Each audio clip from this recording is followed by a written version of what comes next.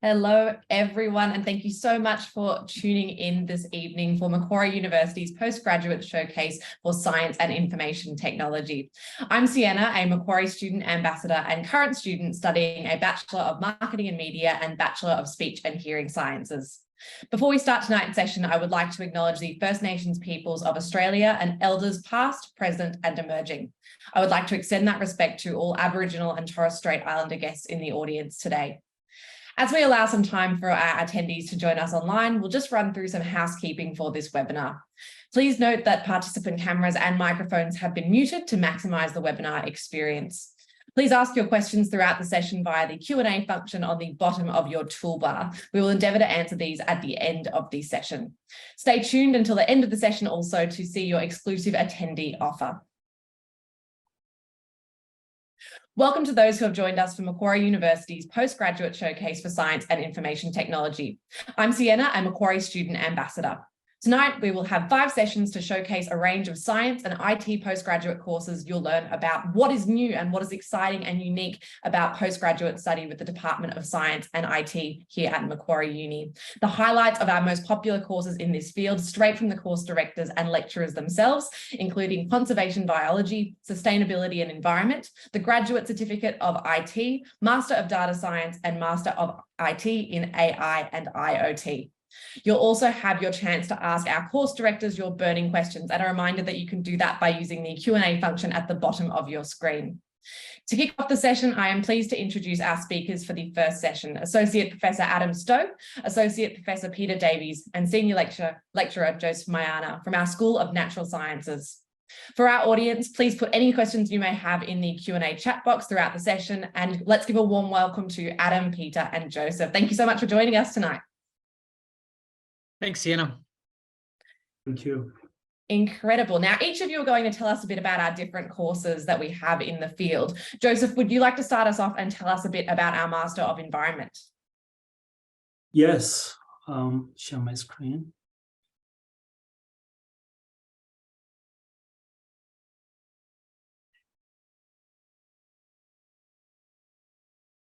Hello, everyone. My name's Joseph Mayana. I am the Deputy Director of Master of Environment, and my background is in spatial information science. Now, as part of my research, I apply spatial information science technology and data science to a wide range of environments, primarily in coastal and marine systems. Now, I'm here to talk to you about the Master of Environment, which is offered in the School of Natural Sciences, in the Faculty of Science and Engineering. Now, as you all know, we're in an environmental crisis, and it is one of the biggest issues of 21st century, from pollution, climate change, and biodiversity. And many organizations and governments have been trying to come up with ways to tackle the ever-increasing challenges that result from the damage that has been committed to our environment. We're trying to come up with sustainable ways of development, something which is only possible by engaging with the multidisciplinary nature of environmental studies. It is a time-sensitive issue, and the relevance of the environmental changes, it has created a demand for individuals with the skill set that is needed to find solutions. Now, as a university, we understand what we need to do to develop a new generation of leaders that understand the environmental issues well enough to explore and champion sustainable solutions. Our Master of Environment offers the opportunity to become part of this new generation of leaders. So a career in environmental studies can be extremely lucrative as well as gratifying for those who are passionate about environment and want to make a difference in the current state of society.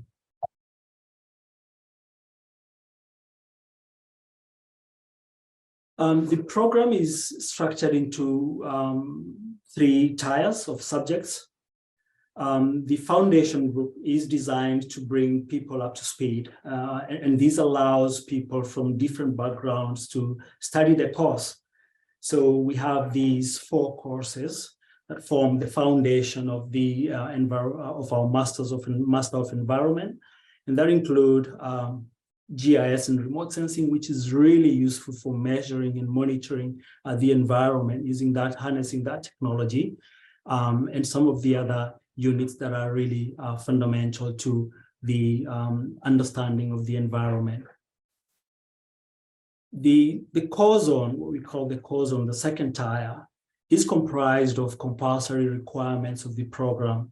Students who have the background, who already have the background, can come in at a higher level of the program and complete the degree in a shorter time. Now, as you can see, I didn't mention multidisciplinary environment earlier. The core zone is comprised of some multidisciplinary aspects that comprise the environments, from climate change to pollution, and also the field methods. We're teaching students how to measure and how to understand the environment through field practices. We also have another unit here as an example, environmental and sustainability consultancy, which is about introducing students to the practice of consultancy in the environmental and sustainability field. So the core units cover the theory and practice of environmental science and management. We have the third tier, we call the flexible zone, and it allows students to either gain more depth in their chosen area of study or learn about other areas that interest them, and they have to select 4 subjects from these 6 units. Thank you. Thank you so much, Joseph. And if you do have any questions about the Master of Environment, please feel free to pop those in the chat box, the Q&A box at the bottom of your screen, and we'll get to them with Joseph towards the end of this first session. Thank you so much. Next up, would I please be able to ask Adam to join us to talk about our conservation biology course? Thank you so much for joining us, Adam. Thank you for having me. Let me just share the screen.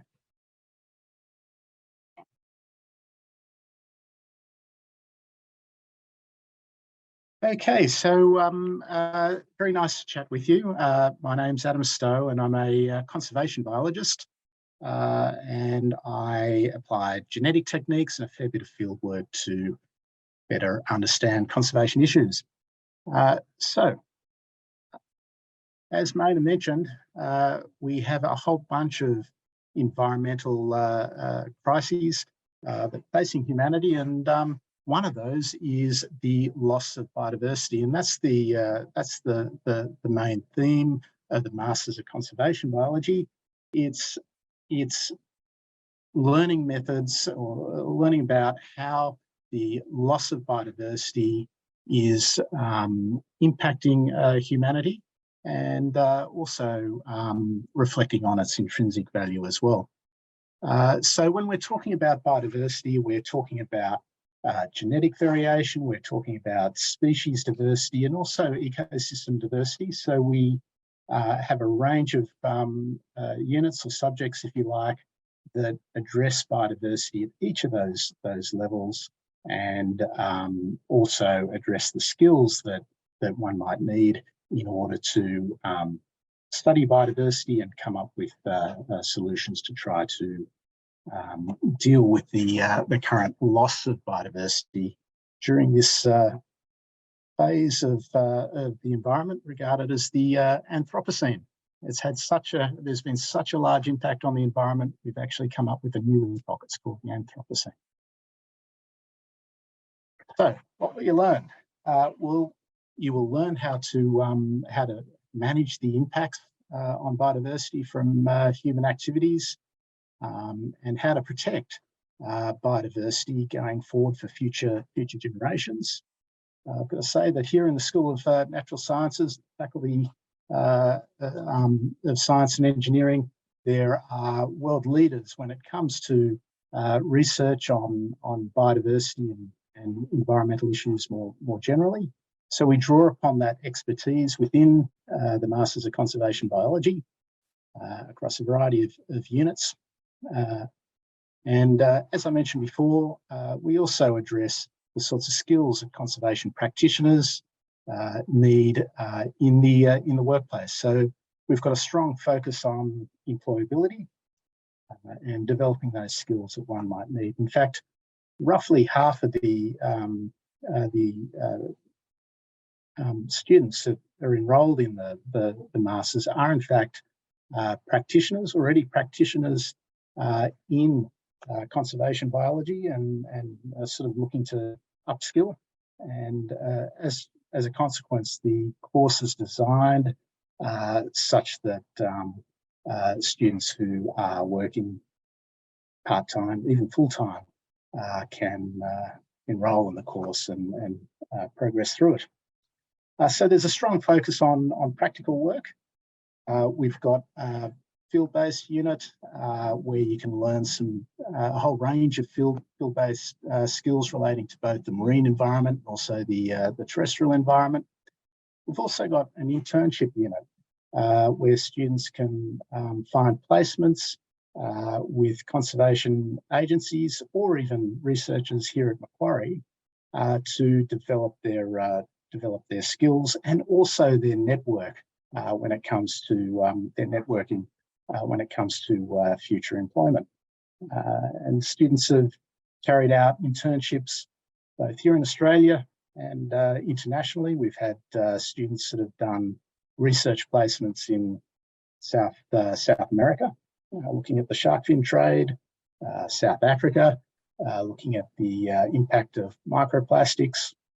Here in Australia, we've had students that have undertaken internships with different research groups. We had a student a couple of years ago spend a fair amount of time in the Kimberley region of Western Australia, looking at frogs, very remote part of Australia, very beautiful part of Australia. So there's a range of opportunities when it comes to internship placements as well, which is one of the focal units of the Masters of Conservation Biology. And we've had very good success with employment. So we've had graduates that have ended up in a whole array of jobs, including conservation or wildlife biologists on the ground, conservation managers with both non-government organisations and some of the government organisations. We've had graduates end up working as lab technicians in the zoo industry, in museums, a whole range of employment opportunities after completing the Masters of Conservation Biology. Look forward to answering a few questions a little bit later on. That's it for me. Thank you so much, Adam. We do have some questions starting to come in, but we'll get to them in just a sec.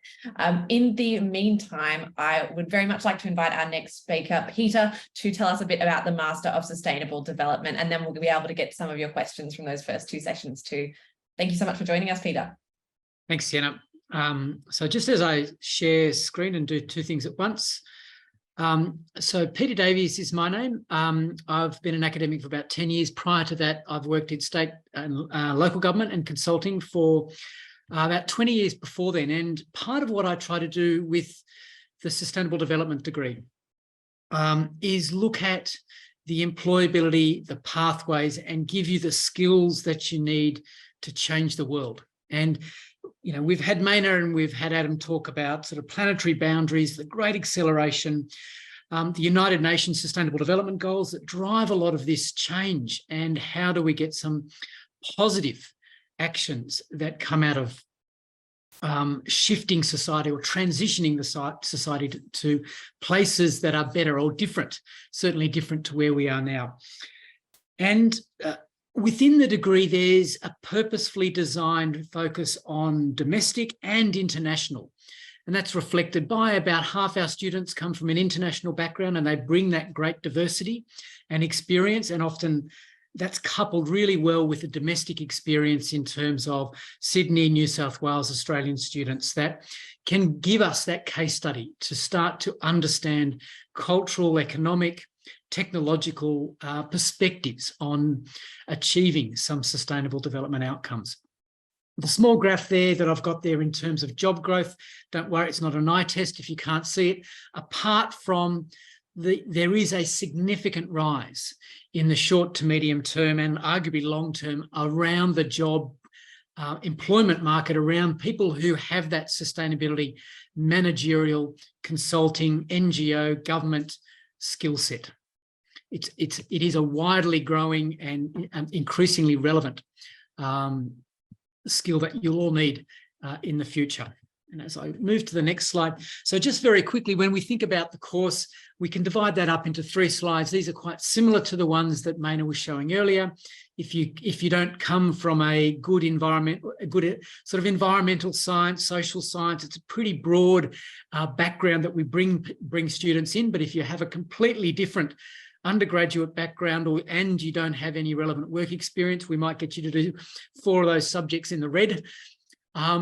And then the core of the subjects in the program is talking about the theory and the practice of sustainability and change or transition.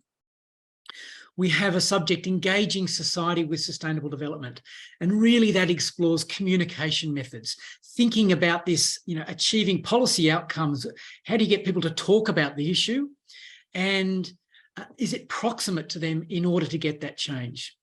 We've had a new unit a couple of years ago that we've been running sustainable cities. So we know we're in the century of the city. More people are living in cities than ever before. What do they look like and how do we get them to have that sustainability focus, whether it's waste, energy, biodiversity, urban ecology, and so forth. We have the sustainability consulting practice. Maina spoke a little bit about that. That's where you apply your craft or your trade. Typically, you do that unit at the end of the degree. So you're bringing all that great knowledge and then doing a real life project for a range of different organisations, whether they be domestic or international. We've also got some other units in that core zone which have an economic and business focus, business and global change, sustainability accounting and accountability. This is a new unit that we're bringing to the program in 2024 that really focuses in on that green reporting, which we know is a core requirement of a lot of jobs. And it's something that there is great expertise in our Macquarie Business School, coupled with some of the other colleagues that we have with environmental backgrounds. You also do a law subject and you also do a policy subject in the Faculty of Arts. So this is a genuinely cross-faculty degree and clearly gets you to have that interdisciplinary focus which you need for these complex problems. On the other side, the pink, purple, dark grey and blue, they're the flexible zones. You get to pick 4 of those. You might have a particular interest in business and finance and having that particular pinky purple focus. You might have a more environmental, energy, pollution, climate, or you might have a more social orientation to where you want some of your expertise. And again, you can pick and choose within that flexible zone in terms of urbanism, public health, planning law, etc. So that's probably where I'll leave it for the time being. So there's time for chats. Fabulous. Yes, exactly. Let's move on to some of our Q&A questions. We've had some come through the chat already.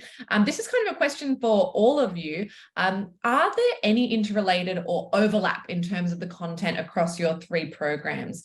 Joseph, we may start with you, or if anyone wants to jump in on that one. Oh, maybe I'll pass. Yeah. Any interrelated or overlap in terms of content across the 3? I assume this means people are having difficulty deciding.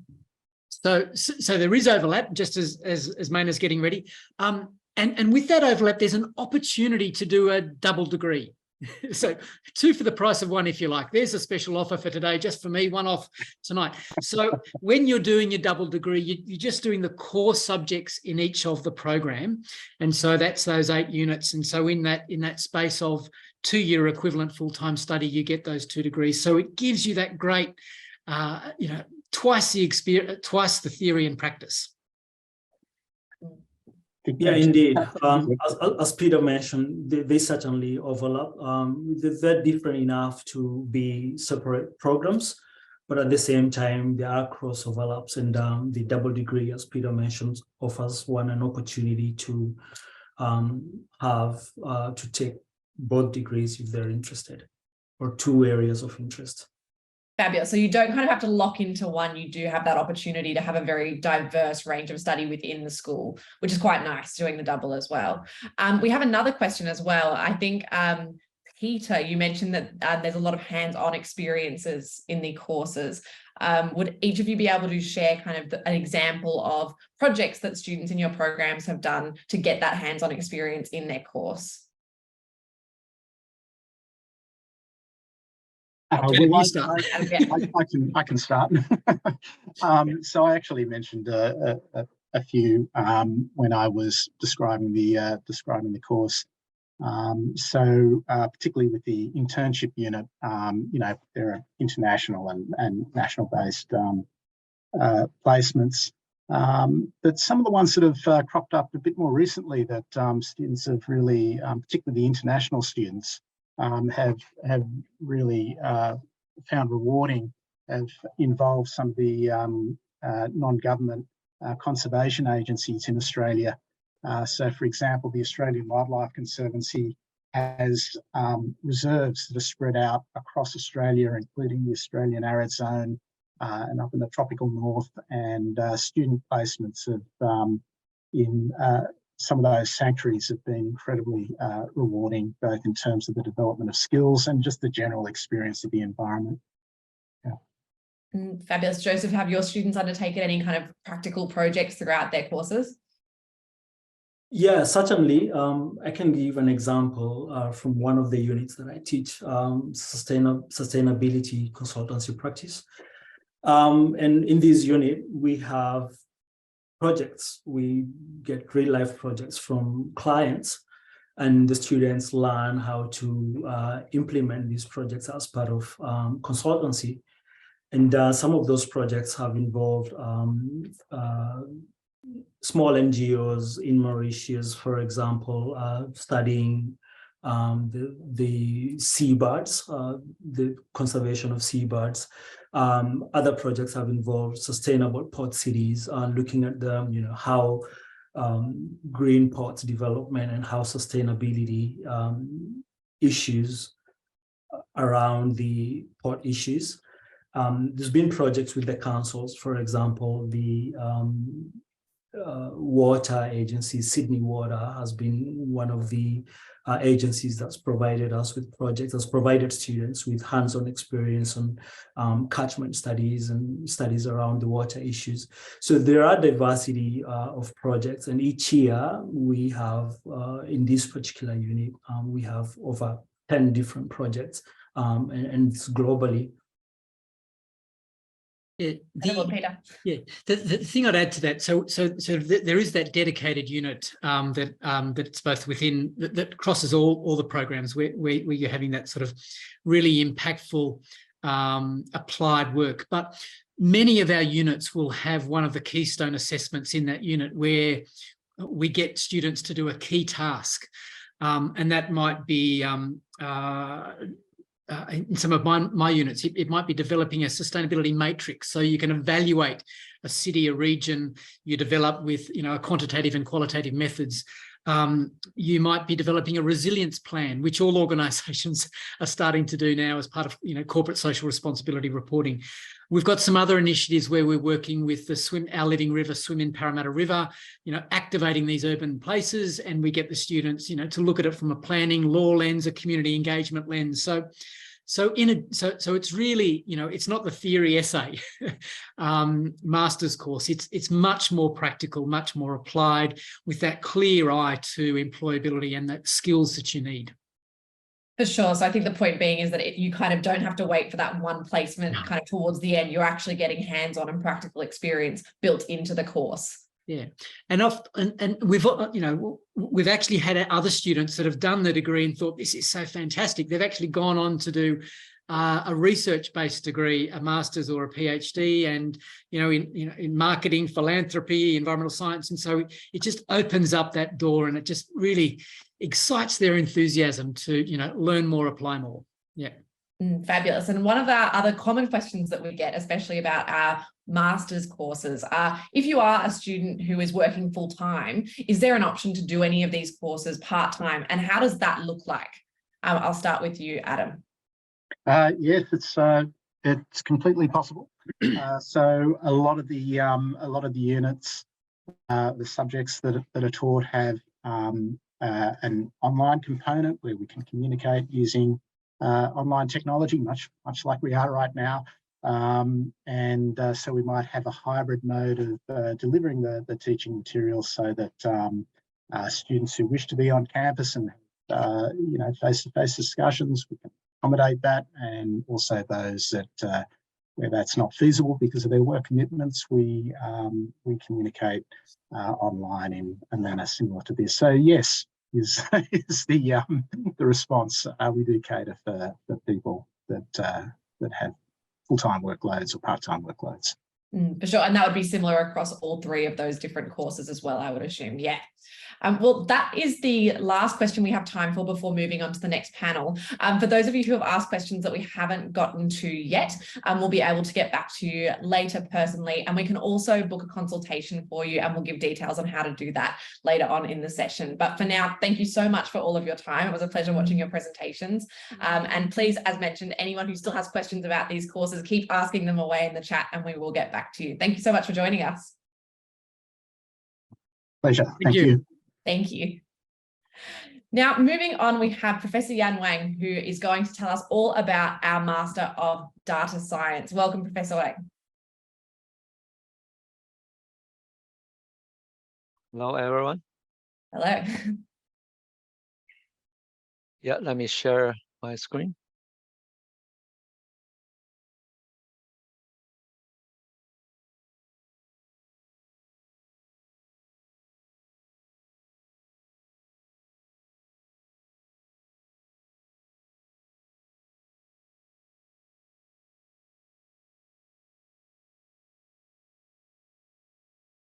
Okay. Hello, everyone. Now it's time to introduce a Master of Data Science offered by School of Computing and Faculty of Science and Engineering. So I'm Professor Yan Wang. I also work in the area of data science. Okay, and currently I'm the course director of Master Data Science. And before introducing our program, we can say something about data science. So what's data science? And data science is kind of interdisciplinary field that combines a number of fields, including, for example, statistics, computer science, and also traditional data management areas. So data science is related to data mining, machine learning, and big data. So based on such kind of nature and what we provide in the Master Data Science program, it combines computational methods, say machine learning, big data, cloud computing, and also visualization techniques. It also covers statistical methods, okay? And in the course structure, you can see we have a very good combination of both of them. We also cover some traditional data management units. And in terms of the course structure, basically, and a student need to study 2 years. And there are 80 credit points in the foundation role, also 80 credit points in the core zone. So totally, after finishing 160 credit points, a student can graduate. And in each zone, there are essential units and elective units. And here I must mention, we have students from different backgrounds. See, some students are from IT, data science, computing, okay, that straightforward. And it also covers, say, statistics, mathematics. But we also have students who studied accounting, finance, actual study, or even medical science in their bachelor programs. So after doing assessment, we can give admission to such applicants. And for all the students, we also consider the recognition of prior learning. So it's possible to waive some units in the master data science programs. And in the best case, a student can be waived for the entire first year study. So such student only need to study the second year.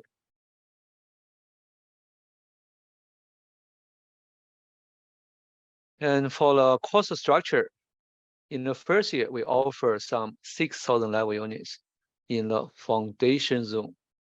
And here we have five essential units and a number of elective units. So you can see in the essential units, we have 3 comp units, computing units, and 2 statistical units. Okay, and a student can also select from some elective units. See, these are statistics units, and student can also study web programming or traditional database management. And in the second year, a student can study some 8,000 level units in the core zone.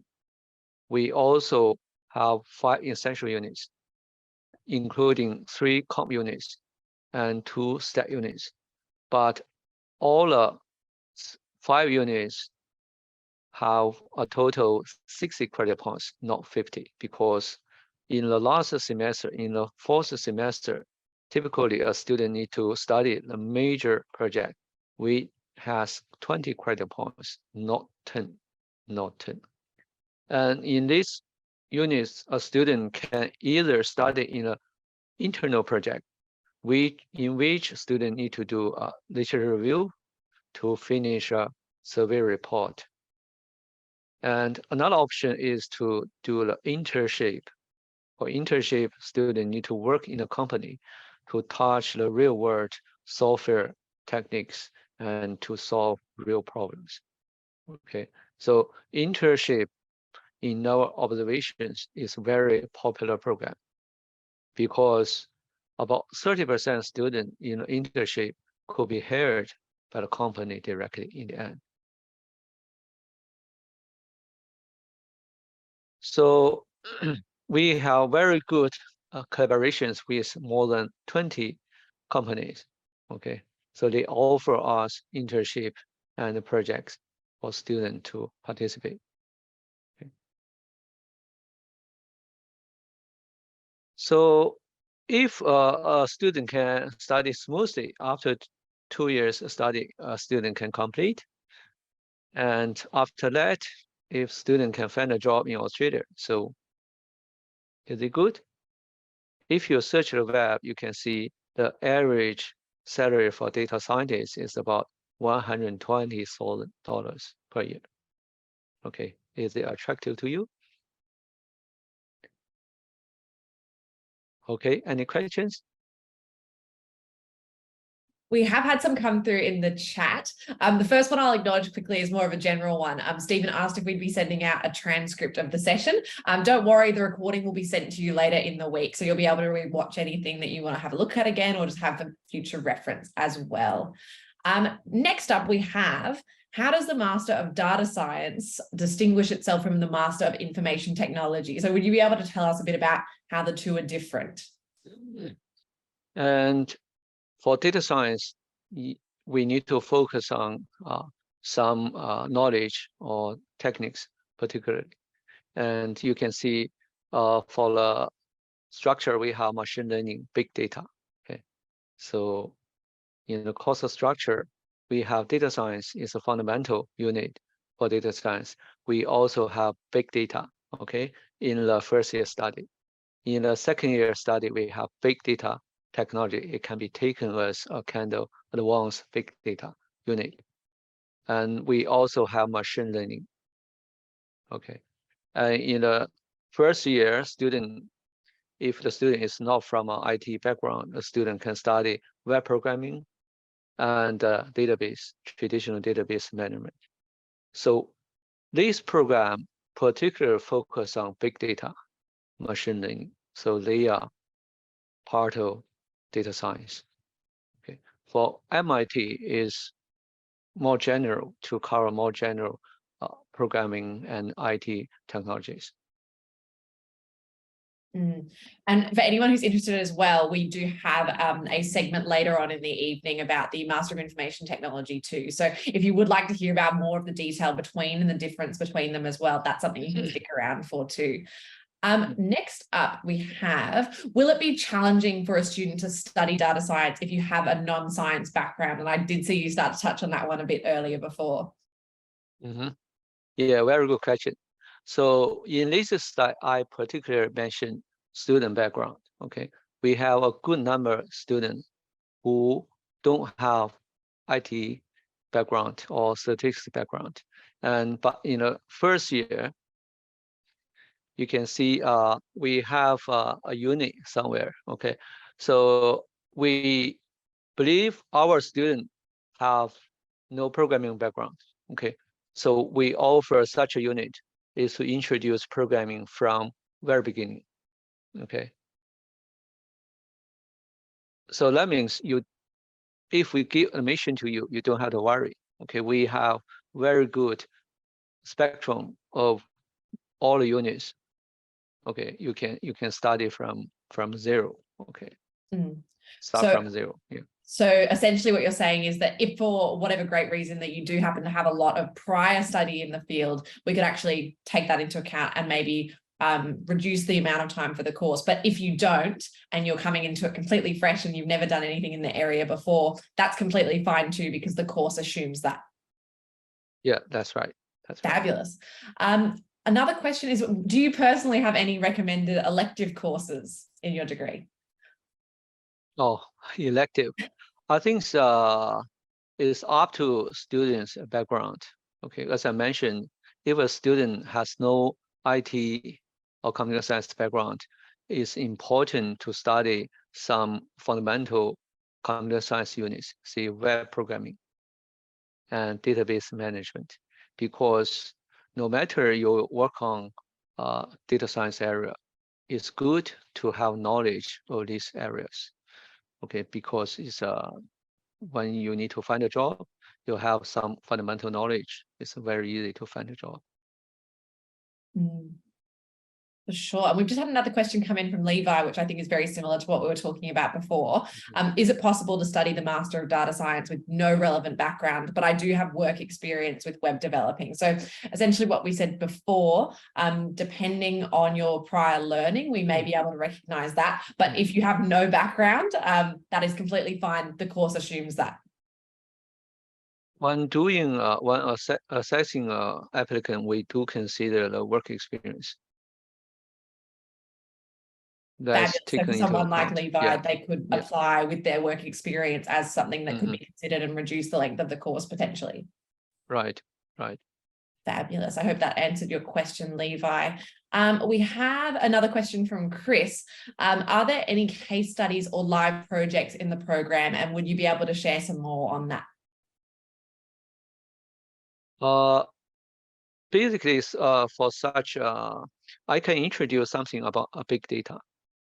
Because I have been a unit convener, and actually for more complex project, if the student can be enrolled in an internship, is to work with a company, and it's a company to design some projects to ask the student to work on it. Okay, that's very actually the real applications. It's much more complex. So usually, as I mentioned, if a student need to join an internship, is to do it in the last, fourth semester. And we also have some constraint. See, a student need to finish 4 8,000 level units beforehand, and need to have a good GPA. Okay. And for big data, see, we have data about COVID cases in different suburbs. Okay, and we have many cases, for example, in New South Wales area, and we need to do some statistics. Say for each month, how many cases in each suburb. Okay, we can also calculate for each semester. For each quarter, whatever.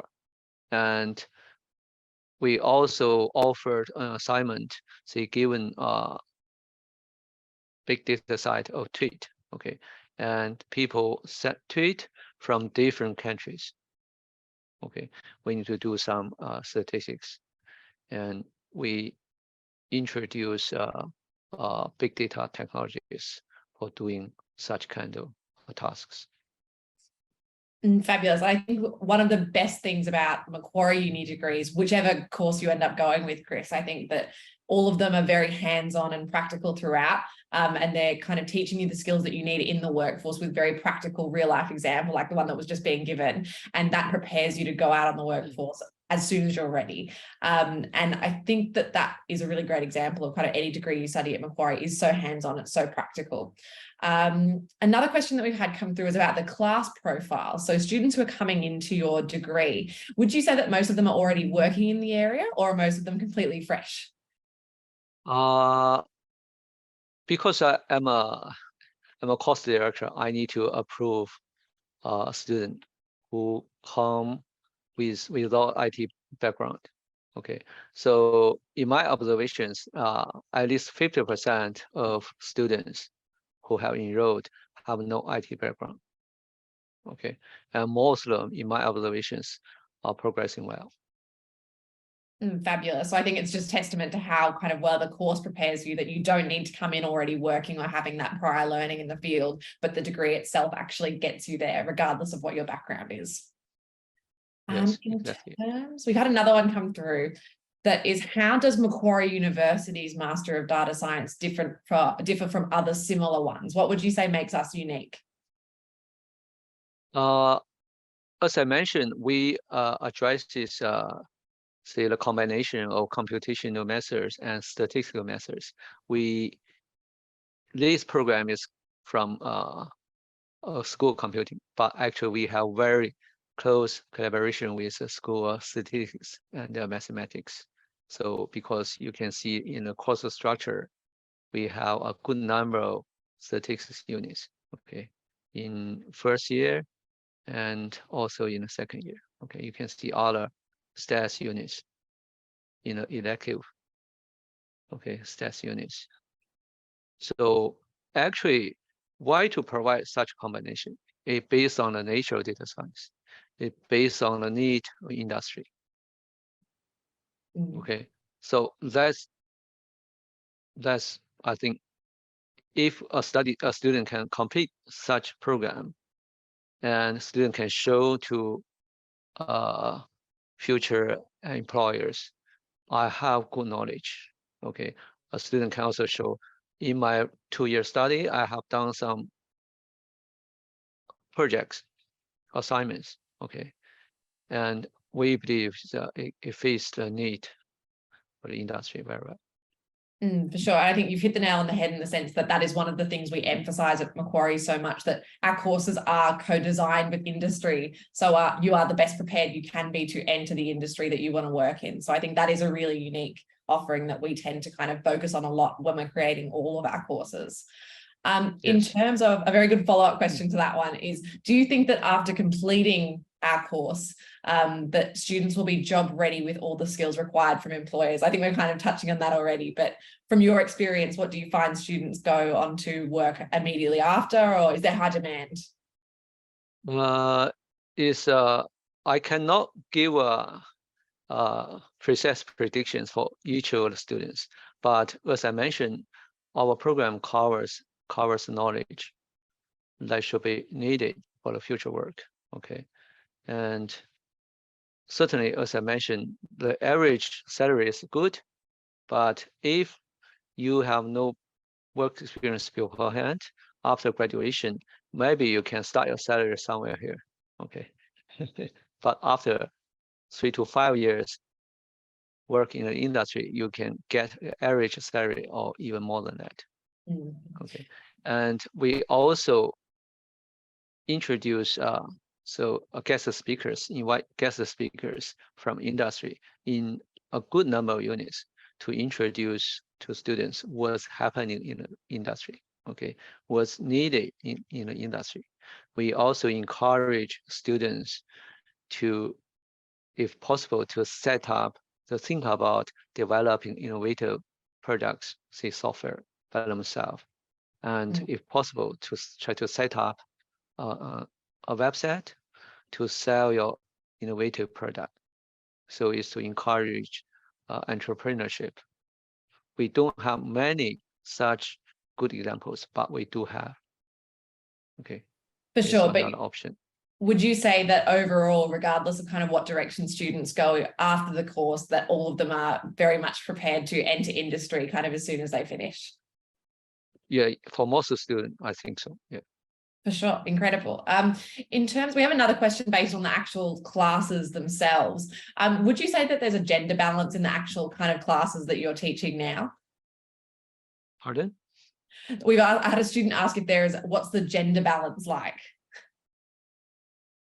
If we have those statistics, but if not, it's a rather specific question. That's okay. Yeah. In terms of a more general one, what would you say the class sizes are like, and normally kind of what time a class is delivered? Are they flexible, hybrid, on campus? What are students' options? Oh, we currently offer both online and face-to-face lectures. Okay. For workshops, so workshops include tutorials and practicals. So we call it workshop. It can be online or in campus. Fabulous. And then for each unit, no need to worry. For each unit, sure. So Chris asked, are the online classes on Zoom? Yes. That's based on Zoom. Fabulous. Well, thank you so much for taking all the time to answer everyone's questions. There was quite a few that came through. I think that if no one else has any questions, we will take a brief break before the next session. And while I'm doing that as well, I just want to say thank you so much, Professor Wang. And I will put up a slide about our personal consultations that we have coming up too. So if, for example, you've listened to this session so far and you have so many questions that we haven't answered yet, you're more than welcome to book one of our personal consultations, and we will be able to answer those questions that you have on a more one-on-one basis. But thank you so much for your time today. Yeah, thank you, everyone.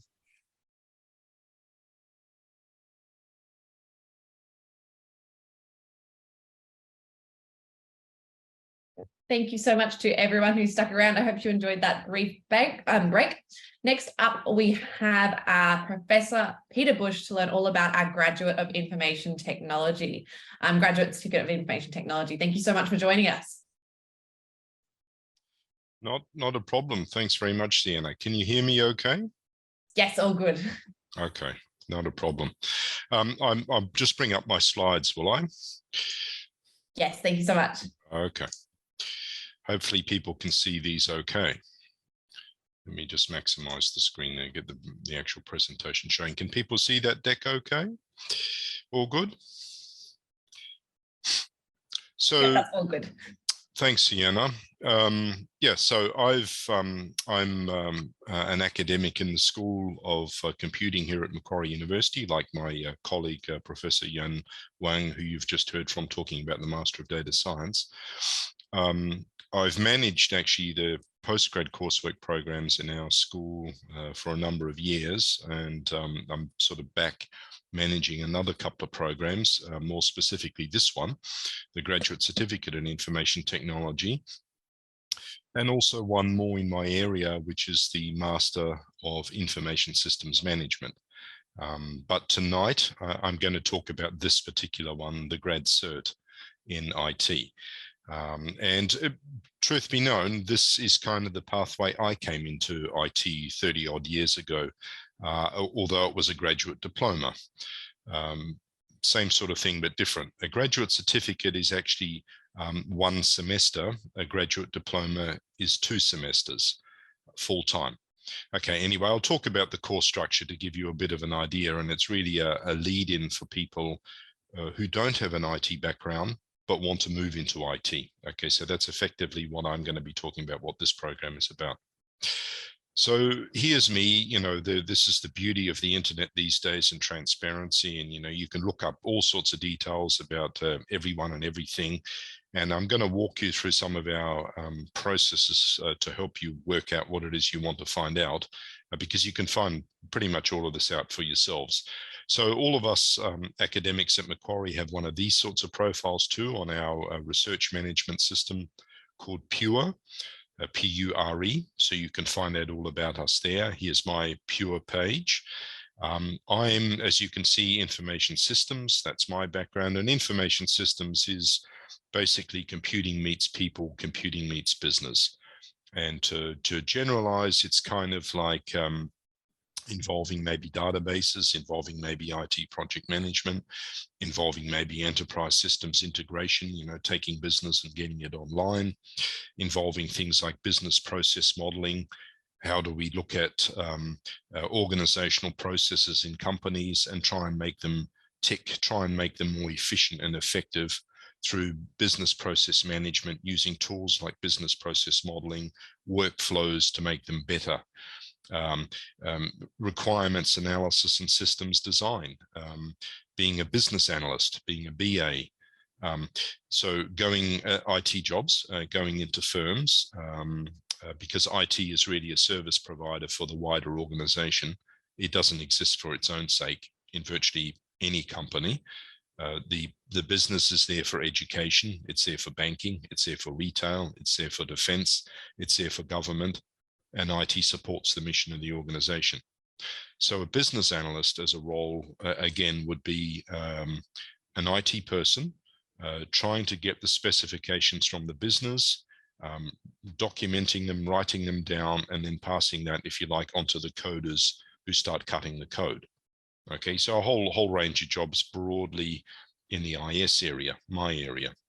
Okay, so you can find out more about us, and you can pull up this for the previous speaker too, Professor Yan Wang. So the grad cert is really this intro, this segue, and it's really designed, as the slide says there. You know, you've got a degree already typically, or you've got a number of years of work experience, and you'd think you might want to work in the IT space. So this is really the start of it, doing a grad cert in IT. So either that, or you may be in an affiliated area of IT, but you're wanting to sort of now do a qualification, a piece of paper that moves you into a different area of IT, a formal qualification rather than just work experience. Okay, so this is the starting point. This is something that's suitable for you. Of course, tying in with Macquarie's philosophy, we're very flexible. You know, we offer, as you can see there on this particular shot from our course finder website, you can see you can study either part-time or full-time. And this particular certificate is able to be done 100% online. Now, as I said at the very beginning, a grad cert is basically the shortest qualification you can do at university, other than these new things called micro-credentials. A grad cert is, by definition, 1 semester of full-time study. Okay, a grad dip is 2 semesters of full-time study. So here you've got either 1 semester full-time or 2 semesters part-time. So you can see that there in the middle, the duration. Fees, you can look at for yourself on the course finder. You can find out, and universities tend to charge on a per credit point basis. So our units, the units that you take, the subjects that you take are each 3 credit points, and there's a fee structure involved with each credit point. So multiply that by 3 and you'll get the cost per unit. Okay, and then you can see we tend to start either session 1 or session 2. You know, February or July is the typical starting point. Okay, so that's the background to coming on board to the grad cert. The structure of the grad cert is very flexible, much more flexible than you'll hear my colleagues talking about their programs, and you'll see what I mean shortly. You've got to do 1 compulsory unit, and that's the one they're given at the bottom of the screen. That's Comp 6010, Fundamentals of Computer Science. Okay, so that's the 1 compulsory unit you have to do. Those are the vegetables you have to eat before you can choose your sweets, you can choose your dessert. Now, this is basically an introduction to programming, you know, algorithmic thinking, that sort of thing. It's covered there. And you'll notice this 6,000 code. So you're going to be doing these 6,000 coded units. In actual fact, they're undergraduate units. The 6,000 codes are basically just rebadged undergrad units, because this is a starting point into IT. So we're taking them, and this now segues into our master's programs. For example, the one that my colleague was just talking about before. And you're going to be taking, as part of the grad cert, 4 of these 6,000 badged units. So you can see at the top there, you've got 1 compulsory unit, this one, and then another 3 elective units where you get to choose. Okay. Now, you can be doing this full-time or part-time over 2 semesters, as I mentioned, but it depends on the actual units you choose.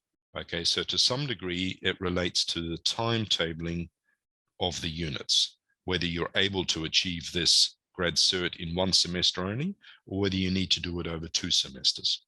Okay, so you've seen the 1 compulsory unit, and this one is offered every semester, both semesters, first semester and second semester. These units here, and you pick 3 of them, and the 3 of them you pick is up to you. Okay, so here's where you get your choice. So, you know, is this new thing called data science something that interests you? So you might have heard my colleague, Prof. Wang, talking about that. Computer science programming basically meets stats, half programming. So you can get an introduction to data science by taking Comp 6200, data science. Data's everywhere, everything's electronic now, everything's QR coded, barcoded, point of sale systems, everything's collected.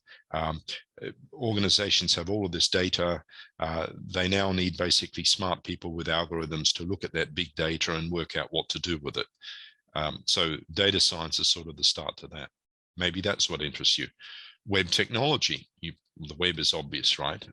You know, it was sort of started in Switzerland there in 89, and then the first browsers around about 93 with Link and Mosaic and so on. But of course, now we use the web to browse the internet. And so you might be interested in web-related studies.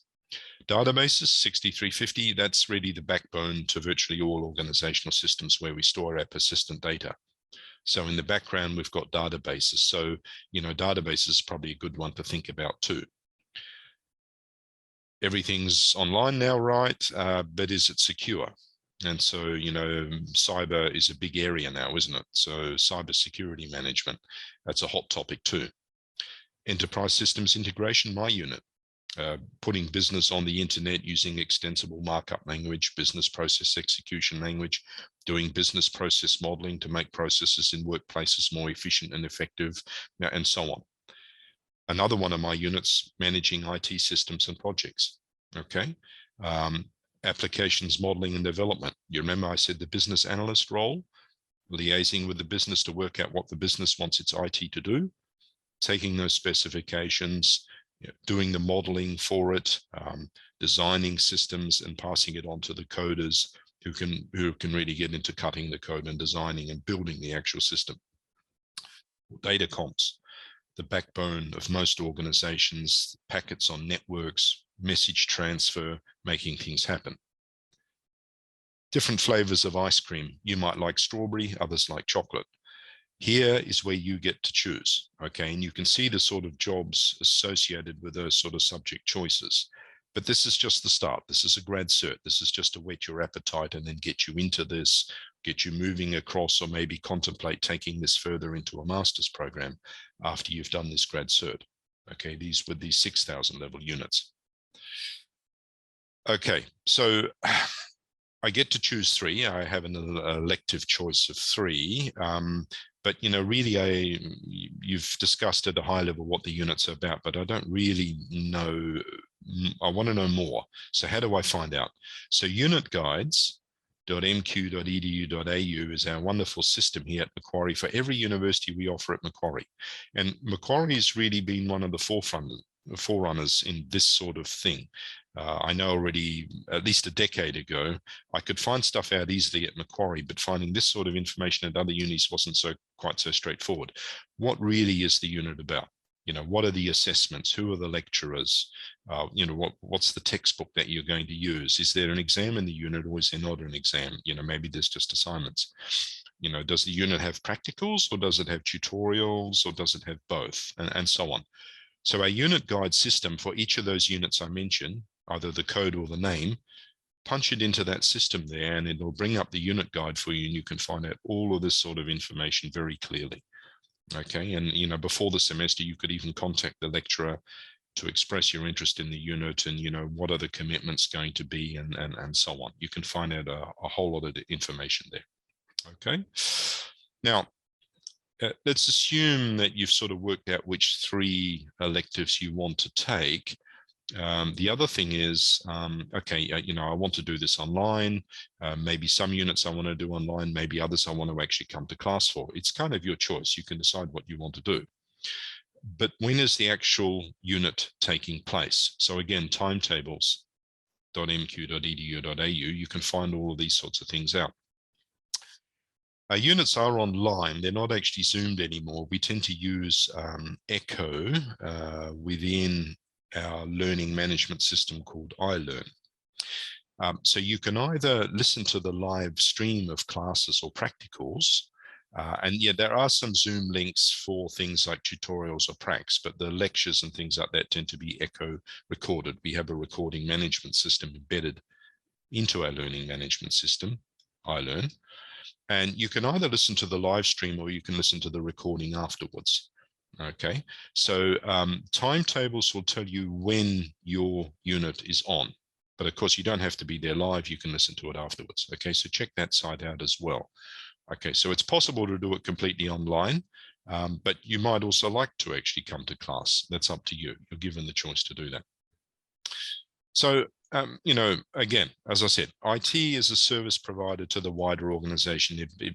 Unless you're in something like an IT management consultancy, it doesn't exist for its own sake. So you can see the sorts of organizations there given on the left-hand side. You know, you can be working in banks, financial institutions, defense, government, educational institutions, and so on. There's a whole range of things there that IT tends to support. Okay. The next step after the grad cert, if you're interested, if you want to take this further, is given there on the right-hand side. Okay, so that's you in the top there, grad cert in IT. You can potentially do things like a double master's, a Master of Business Analytics, which is offered by our business school, another faculty at Macquarie, in combination with a master's that we offer, Master of Information Systems Management, mine. Business Analytics with a Master of IT in Cyber. Business Analytics with a Master of IT in Networking, and you'll hear about networking next from my colleague, Dr. Shankaran. Master of Data Science, my other colleague Young was just talking about. My program, the MISM, or the straight MIT in AI, new next year. AI is a hot topic. MIT in Cyber, MIT in the Internet Work of Things, another new master's starting next year, IoT, wirelessly connected devices, or the MIT in networking, the backbone of organizations. There is, however, another option, the last one there on the screen. You might have some sort of an inkling you could be interested in research. And so at the bottom there, you'll see Macquarie's Master of Research, Bachelor of Philosophy, Master of Research program. So the BPhil is the first year, and the MRes is sort of the second year of the program. It's a 2-year program, but you can exit at the end of year 1 with a BPhil. But most students go on to complete the MRes, those that do start it. Macquarie started this MRes in 2013, and other universities have since copied us. It's replaced honours, basically, at Macquarie, our 4th year, our undergrad 4th year, with this MRes as a pathway to PhD, as a pathway to research. So after the grad cert, and potentially these master's programs given there at the top, you might even take it further by contemplating something like an MRes. If you've done a master's, completed a master's, you'll find you may only need to do the 2nd year of the MRes, okay, the 2nd year of the Master of Research, where you write a thesis and externally examine thesis. And again, that's our pathway to doctoral studies, to a PhD, something like that. So just to finish with, these are the folks that take the units in the grad cert. Okay, so you saw that list of units, and 6010 was the compulsory one, Fundamentals of Computer Science, but there were others there like Data Science, 6200, 6110, Web Technology, the Web unit, 6350, the Databases unit, Milton taking security management, cyber security management in practice units.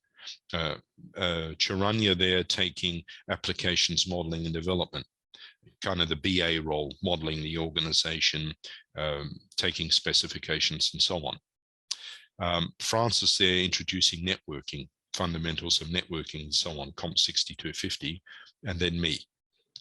Enterprise application integration, systems integration, and IT project management.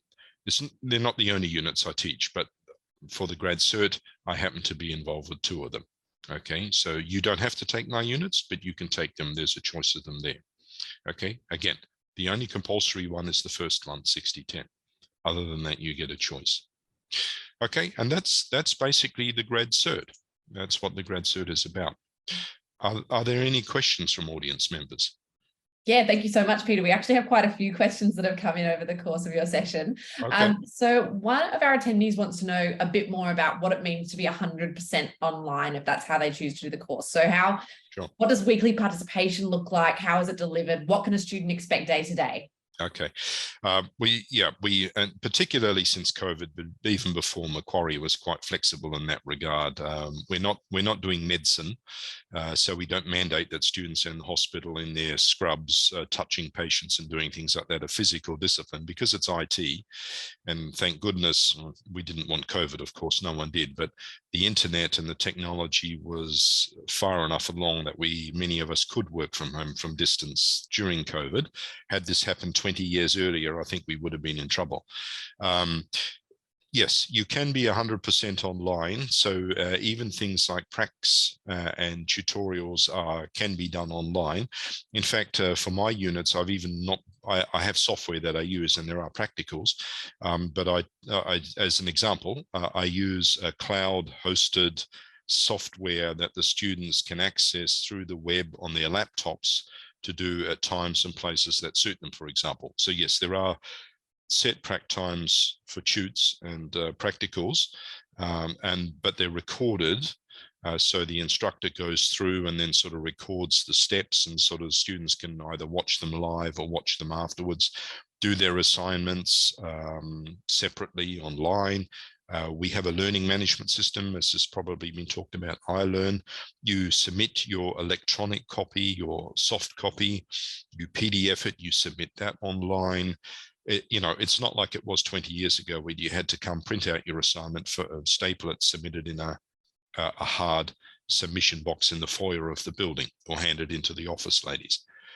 Lectures, also online. Okay, so you can come and sit in the lecture theatre, but it's also live streamed as well as being recorded through Echo, through the learning management system, iLearn. So it's completely online. Even group work, I have group assignments because the Australian Computer Society, our professional body, wants to see evidence of teamwork, of group assignments. People are a bit hit and miss about group assignments, but they're a fact of life because teamwork's a fact of life. Even group assignments can happen online. The students set up Discord, set up Teams, Microsoft Teams, Zoom links, whatever, and communicate online that way. So it can be completely online. For sure. On that, we have a question that came in while you were answering that question. That is a really good question. I think one that applies to a lot of people who are wondering about online study, but not 100% sure if they'll feel as supported if they were on campus. Mm-hmm. One of our attendees says that they would have loved to study 100% online, but how accessible is it if they feel like they need a bit more help from the teaching team? So of course there are consultation hours and consultation times. So it's not just the set lecture slot or the set prac slot or tutorial slot, depending on what the actual material is.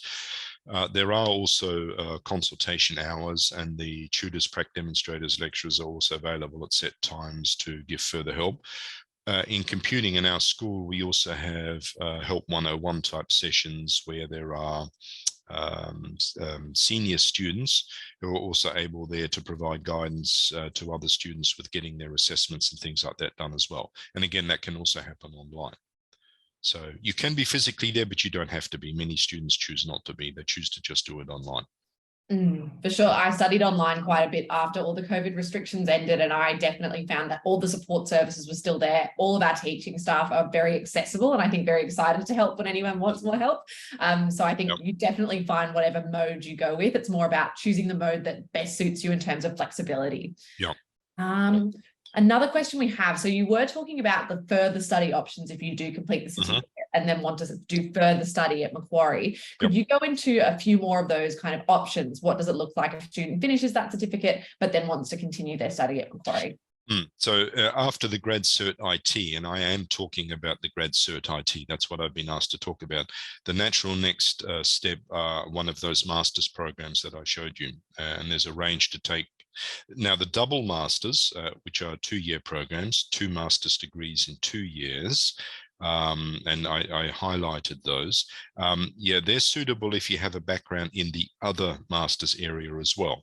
Now, strictly speaking, because I'm just talking about the Grad Cert IT, the natural lead on to that would be then continuing on to one of our school's master's programs.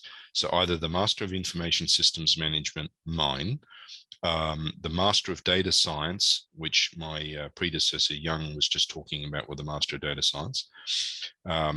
Dr. Shankaran, who's coming on next, is going to talk about his 2 programs, the Master of IT and Networking, if you're interested in being a network engineer and a network guy.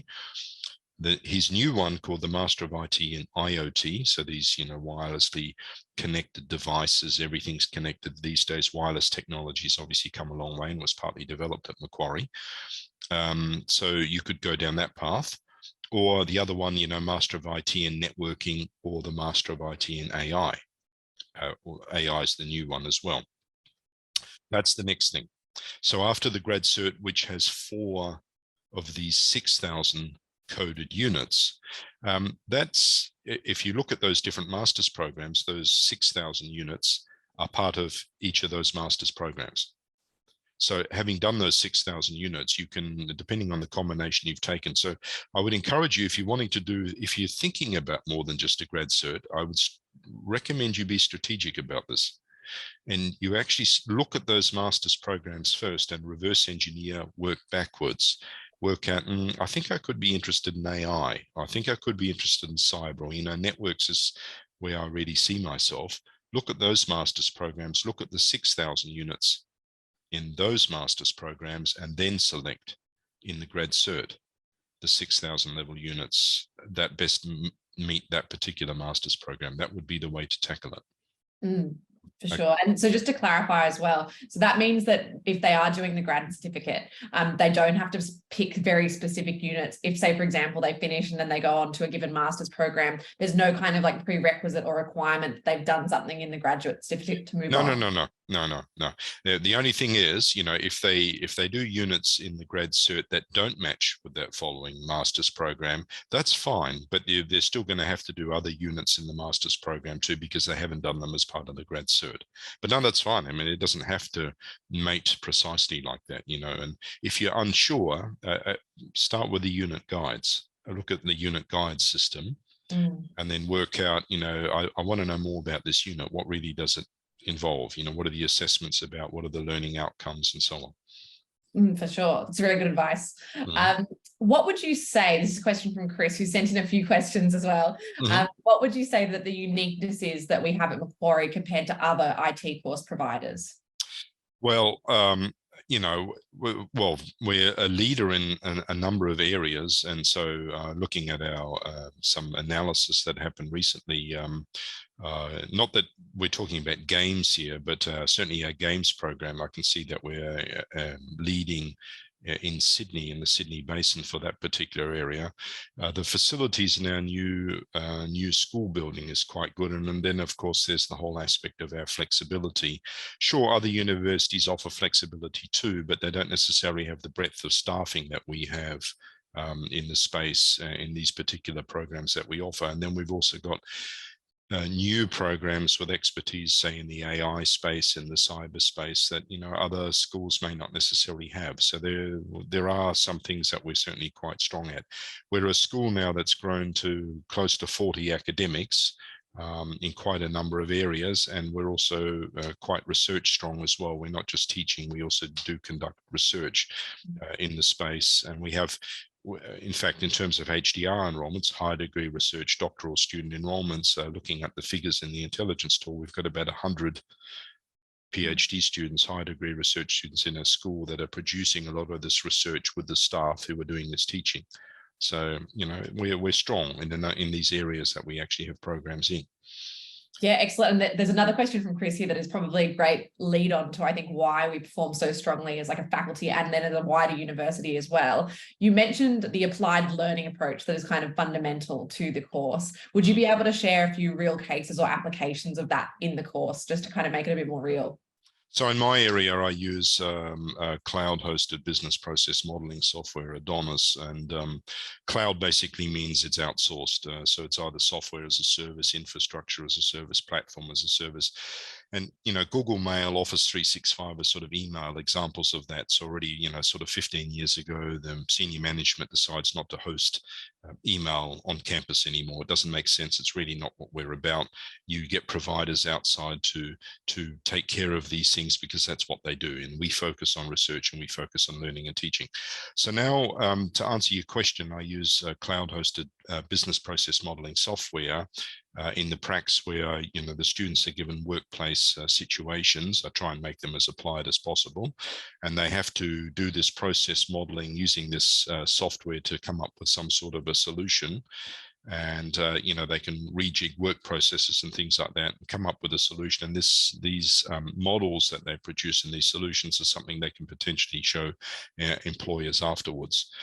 In our master's program and in our undergraduate programs, the students also finish with a capstone 1 semester long workplace internship or project where they get this work experience as well, which they can then show employers afterwards when they complete to illustrate what they've actually done. Each one of those masters I showed you finishes with that, you know, either an internship or a project as well. You know, IT project management, same sort of thing. Projects that are workplace relevant databases, again, they do the same sort of thing. So yeah, lots of examples there that are outputs that feed directly into employability. Yeah. For sure. We've said a lot tonight, kind of the joint between our courses and being co-designed with industry so that you're actually entering the industry, being up to date with the skills that are in demand. That's a perfect example. On that point, we actually have an industry advisory board now, IAB, and we meet with a panel of industry reps. And a colleague of mine, Professor Richards, actually handles that process. She's our industry and external relations director. And the IAB is about a dozen people from industry who come in at least yearly or twice yearly and advise us on our programs. So yeah, we have that in our school. Amazing. And we have 2 questions quickly before we have to wrap up this session. One of our students is wondering, what is the part-time study load like? Okay, so a credit point actually means something. And so Macquarie has standardized credit points to 3 credit points each unit. Basically what it means is each unit is 10 credit points per unit in modern currency. Each 10 credit point unit means 150 hours of workload over, say, roughly 15 weeks. Okay, so each week you're looking at roughly 10 hours of workload per unit. Okay, so it's up to you. So you could do 1 unit a semester, 2 units a semester, or 4 units a semester, and each unit, 10 credit point unit, means roughly, including class attendance, assignments, preparing for exams, tutes, pracs, so on, is supposed to mean roughly, 150 hours over the 15 weeks, roughly 10 hours a week. So it's up to the individual to decide how much they want to take on board regarding their work and commitments outside of work. For sure. And I'd say that's the same in any course, managing kind of your study load and workload and life load as well. But I think we are fabulous in terms of flexibility, and the support is there if you do need it. Last question that we have, also another one from Chris, is how do students studying online tend to interact with each other? Do you find that they meet in person outside of class or now mostly online? Mostly online, I think. The problem is I set up group discussion forums for them to use as a tool, but they very quickly tend to take their discussions offline to Discord, Teams, hook up through Facebook or other social media apps and so on. So it's hard to keep your finger on the pulse. There is some physical meetup, I know that from some feedback, but I think by and large they tend to hook up online through all sorts of SM and other platforms. But again, it depends on the students, it depends on their maturity level, it depends on their commitments outside of studies and outside of work. Very, very hard to answer that one. Completely fair enough. But thank you so much for all of your time and for answering so many questions. We really appreciate it. And if there is anyone who does have questions that they're still kind of thinking of or they come up later, feel free to pop those in the Q&A function at the bottom of the screen and we will get back to you. Or you can always book a personal consultation, which we'll show you how to do at the end. But thank you so much, Peter. Not a problem. Have a good evening and thanks for listening, folks. Thank you too. Next, we would like to welcome Rajan Shankaran, who will be talking about our Master of Information Technology in Information of Things. Welcome, Rajan.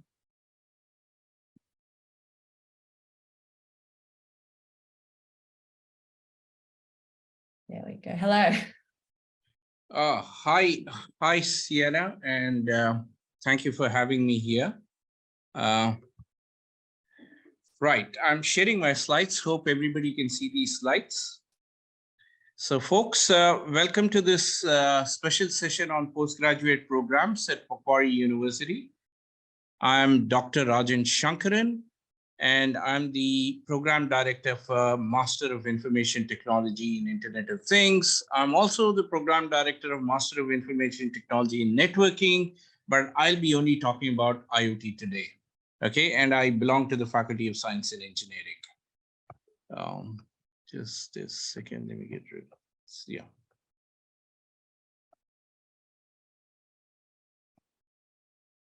Okay, before I talk about my specific program, I just want to give you an overview of what we have at Macquarie. We have under Master of Information Technology, under the umbrella of Master of Information Technology, a few programs which include masters in IT in cybersecurity, in networking, which you see on the right-hand side, and ones which are placed in these ovals are basically new programs which we have added under the umbrella of MIT. This is Artificial Intelligence and Internet of Things. Okay, outside of MIT, we have two named degree programs, Master of Data Science and Master of Information Systems Management. And as I understand, the two course program directors have already presented these two named degrees already. So I don't need to talk about it. I will move on to my program, which is basically Master of Information Technology in Internet of Things. Okay. Question arises is what is Internet of Things in the first place, and why do we need to study Internet of Things?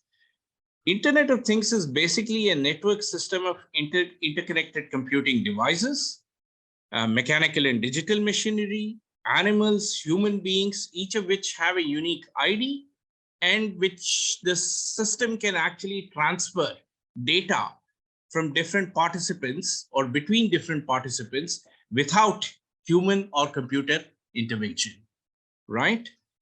So that's Internet of Things. Basically, you have these gadgets which come in wide variety of flavors. I'll talk about these gadgets in a short while. And you can connect these gadgets to form a network, to exchange information, and to backhaul this information to a backend system or a server, right? Where does IoT stand today? Look, IoT is so pervasive. There are already over 1 billion IoT devices available on this planet. IoT basically permeates our daily lives. For example, if you're talking about smart homes, you're using IoT devices. Automation, if you're doing in the industry, you're doing IoT devices. You have medical implants, which are implanted on the human body, are also IoT devices. Home appliances are smart. Your home appliances have IoT devices. Your vehicle is a smart vehicle which uses several IoT devices. So basically, you see it everywhere, right? you'll see that IoT has been adopted by different industry verticals, right? And today you won't find any industry sector which does not make use of IoT. May it be defense, may it be agriculture, may it be health, may it be, habitat monitoring and surveillance. Whichever industry sector you look into, they all make use of IoT. However, you see, IoT is not just a technology that you make use of to gather information. In fact, by using a network of IoT devices, businesses can actually gain a competitive advantage over their rivals, right? For example, huge amounts of data can be gathered and can be subjected to analysis and processing, by means of which you can understand the market demands better. And therefore, you can strategize accordingly based on the information that you've gathered, and see that you have your leaps and bounds ahead of your competitor. So most of the businesses realize that IoT is a tool by means of which they can gain competitive advantage. It's not just a tool to basically gather or just simply exchange information between various devices. The global IT market, this is a market data forecast, is projected to reach close to $875 billion by 2025. It's roughly around 670 now, if I'm not wrong, but I'm not sure about the exact figure now, but by 2025, it's going to be about $875 billion, right? So that's the reason why it was felt that it is important for future students to have skills in the domain of Internet of Things. And with respect to the program, it's a cognate program. You require basically an admission to gain admission into the program, you require a bachelor's qualification in related discipline. When I say related discipline, it could be information technology, undergraduate degree in information technology, undergraduate degree in information systems, undergraduate degree in computer science, undergraduate degree in computer engineering, and in some cases, we even consider undergraduate degree in telecommunications and wireless communications, right? You could have a 3-year degree, which are what most computing degrees are, or you could have a 4-year engineering degree, right? So if you have, instead of a generic undergraduate degree, this program, by the way, I'll talk about the program structure. It's actually a 2 years program. 1 year is basically consists of foundation units, and the second year has specialized core units, which are in the area of IoT. But usually, if you have a generic IT degree, you're made to do the 2-year program. But let's say if you have an IT degree where at the undergraduate level, where you have already majored in critical areas like wireless communications or mobile communications, then you can actually skip the first year of the master's program and directly enroll into the second year, right? Most of the employers feel that there is an acute skill shortage in the area of IoT because 1, it's a new technology. 2, it's a rapidly evolving technology. And therefore, it is pretty difficult to find people with appropriate skills, which are up to date and current, right? And this is a huge problem. You go to any industry sector, they'll all have the same complaint. Why don't we have people with right IoT skills, right? So that basically motivated us that, look, there is a need to penetrate into the market with a strong IoT program, which can impart IoT skills.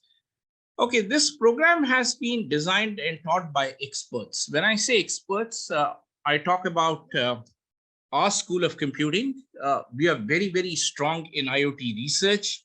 We already have a large number of faculty members who do research in the area of IoT.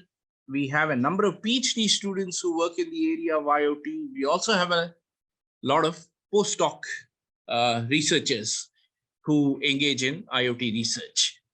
So that worked to our advantage when we were designing this program. 2 extensively industry inputs were taken and we basically, this is what I say in the second bullet point, we had an extensive consultation with the industry, and when we approached the industry, we basically approached different industry sectors to understand how IoT is being used in their particular sector and what skills they would require, right? So it was a very prolonged process of consultation with the industry. We went to health industry, we went to finance, banking and finance, we went to technology companies, and we gathered inputs as to what they see should be in a typical IoT program. And taking these inputs, and with this extensive consultation, this program was designed. And when the program runs, we'll have people from the faculty who will be teaching many of these units. We also invite industry people as guest speakers, and in some cases, many units are co-taught with industry people as well. So there's a huge synergy between academia and industry with respect to this program. Key employability skills, employers look for soft skills such as communication and collaboration, which we impart in this program through group projects, internship, etc., and through presentations embedded as a component in units. We also have hands-on practical work, and often you get an opportunity to work on a vendor's product in the classroom or in your lab, and therefore you gain experience over a vendor's product as well, right? So for example, for networking, we use Cisco systems. For IoT, we'll be using gadgets from various other manufacturers, right? Which are very commonly deployed in the industry. So there's a huge component of lab work. And in fact, every unit would have practical work. So strong theory combined with practical work makes the program very unique and strong. Dr. Bush talked about this. There is a industry project. There's a project component embedded into the program. This component could be an industry internship, or it could be an in-house research project with an academic, right? And either way, it runs for a semester. In the industry internship, you actually go to a workplace and get involved in a project which the company is currently undertaking. You become a part of the project, and you do your piece of work, which you come and present to the department. With the internal research project, you select an academic who is in your research area. You consult with the academic, you zero in on a project topic, and then you do a internal research on that particular topic, and maybe you come out with a literature survey, and maybe you can make some novel contributions to the problem that you're looking into, or there is a framework which is a theoretical framework. As part of the project, you actually implement that framework using a particular platform, right? This program has sorry, can you switch that up? Yeah, this program is still being run, so it hasn't been fully accredited by the Australian Computer Society. All programs which have not graduated any students so far get a provisional accreditation, and that's what we managed to acquire from the Australian Computer Society. Once we start graduating, we'll get the full accreditation from the Australian Computer Society. Now, let me talk about the program a bit. This is a 2-year program. Year 1 consists of foundation zone. Year 2 consists of core zone, right? In the foundation zone, we provide you with the background knowledge which you require to do the advanced units in the core zone. And when you come to the core zone, you actually do the actual advanced units in your specialization, in this case, it's IoT. So you'll do these advanced units in IoT in the core zone, which is the 2nd year. In the foundation zone, you will understand or build up your knowledge of computer science. You will also look into some IoT specific units at the introductory level, okay, which will prepare you better to handle the advanced units in the second year. So if you see here, year one, I've given the list of units that we have, which you need to do. Each unit is 10 credit points. So year one has 8 units, which is 80 credit points. Year two has got 6 units, which are coursework units, which are worth 60 credit points, and the internship or the research project component, which is worth 20 credit points. So in total, the degree is 160 credit points. The ones highlighted in yellow are the generic computer science units, because you require a strong background in computer science and a bit of systems engineering to be able to, tackle IoT. The ones which are highlighted in green are the undergraduate units which specifically target the IoT discipline. And the ones which are in yellow are generic computer science units. So you study a combination of both before you come to the second year to tackle the advanced units. And here you see in the second year, you have an interesting combination of units. IoT is basically like 5 blind men holding different parts of an elephant. Each has its own view of what he or she is holding. So we identified different aspects of IoT, which you need to acquire skills on. And this we did with consultation, as I said before, with the industry. So these 5 aspects are basically embedded in these 6 units, which are shown here, right? They provide you with the key core skills that you require to survive in the IoT industry. So you look at cloud and edge and sensor networks, which are part of IoT system. You look into real-time operating system. You look into hardware embedded systems. You look into artificial intelligence in IoT, because AI and IoT actually go together hand in hand. You need to have knowledge on AI to leverage the IoT technology, right? And then we have a peculiar unit, which is called the industrial applications of IoT, where you actually, this is not a project unit. This is a regular coursework unit where you do 6 weeks of, you attend 6 weeks of lectures, and you also do some work on a real-time project in the remainder of the semester, right? And this could be again at the workplace. So, and then I have already talked about the major project. Some programs of ours have flexible zone, which is a 3rd zone added to the program, where you can get to do some optional elective units. Fortunately or unfortunately, IoT is a program which does not have that option or flexibility. All units, both in the foundation zone as well as in the core zone, are mandatory. So you need to do the 8 units in the foundation zone to gain your 80 credit points. And then you do the 6 units plus the project work, which will give you 80 credit points. And you acquire 160 credit points, which is necessary for you to graduate. Okay. As I said before, in special cases where you have an undergraduate degree, where you have majored in mobile comm or telecom or even networking, then there is a possibility that you don't have to do year 1. We process each application on a subject by subject basis. So if you have the necessary background, you skip year 1, you come directly to year 2 to do your 1-year advanced course zone. And I think with that, I can conclude my presentations. Any questions, I'm happy to answer. Before I do that, let me just stop sharing. Thank you so much for the great set of information. We actually do have a few questions that have come through during your presentation. Okay.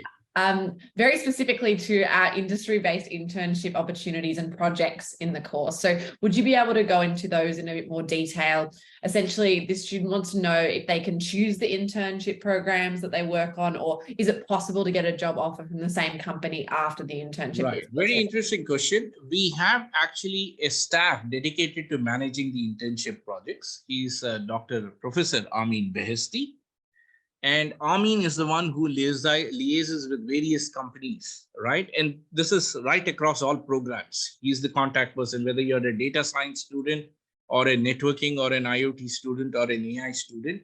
I mean, it is centrally managed by Dr. Amin Behesti. I mean, you approach whenever, as and when you become eligible to do your internship, you approach Amin Behesti, and he'll look at your profile, look at your GPA, and connect you to the right company or a set of companies where you go and they have a formal interview process. Some do, some don't. Some simply take you in. Some want to do some background check before they actually decide to hire you.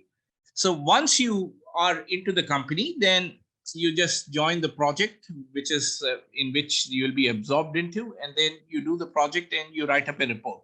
But in many situations, a student has the flexibility. If required, a student can choose a company by himself or herself. And then, let us know that this is where he wants to do the internship. The company has agreed. So we contact the company and say that if everything is okay, then fine. Are you okay to take the student in? And if they're okay, then we don't have a problem. It's not necessary that we as the department need to connect the students to a company. They can look for companies themselves. Yeah. Does that answer the question? Yeah, for sure. Would you have, maybe we've been asked a very similar question with a few of our other courses. Would you have like specific examples of some of the projects or companies that your students have worked with in the past through the program? Look, IoT is a new program. So we haven't had any students this year. 2023 is the first year. So the new students are doing the foundation zone. We haven't as yet hit the core zone, which is 2024, when they will actually do their internship program. But with respect to networking, I can give examples. Students have worked in companies like, they have taken internships in companies like Cisco and Amazon. And we have had a lot of success cases where many students who have, after finishing the internship, have been absorbed into these companies as well, right? So I think about, if I at random pick up 5 students, 5 students that did internship last year, I remember that there are at least 3 of them who have been absorbed into the company where they actually did their internship, right? So it also depends upon the student, how well the student does on ground, right? We prepare the students, we train them, and then they need to perform on ground. And most of the students of ours are good. And if company has openings and opportunities, and if they're willing to hire someone who has a student visa, and many companies are today, doing that, because they get the skill set readily available, because the student is at the fag end of finishing the master's program. So they think it's worth investing in the student. He has acquired the skill set, which is what they are looking for. Student has demonstrated he has shown proficiency at the workplace by participating in the project, and therefore they say, okay, this is a good resource that we can have, and they basically suck the guy in. We have had a lot of success stories for networking, and as well as I know for several of our other master's programs. I can't say for IoT, but I don't think IoT is going to be any different. But we haven't reached the stage where we are still, the new students are into internship as yet. They will do that in 2024. Yeah, for sure. And I'd say regardless, you'd say like most of our courses at Macquarie, they're all very focused they are all on preparing you for industry, wherever you end up. There are success stories all over. For sure. Right? Yeah. Kind of related question. William asks, what are the job opportunities when I graduate with an IoT degree? Fantastic question. If you had gone through my presentation, which I just presented, you see, IoT is not a technology which exists in isolation. IoT is basically tied to a specific problem domain. It's like security, for instance. Security does not, when you say I want to secure something, there has to be something that you want to secure, right? So may it be operating system, may it be network, some technology exists that you try to secure, right? Similar is the case with IoT. IoT application ranges across a wide variety of industry sectors. So for example, in the case of transportation, you want to keep track of the goods. That's where IoT is used. IoT systems and networks are deployed.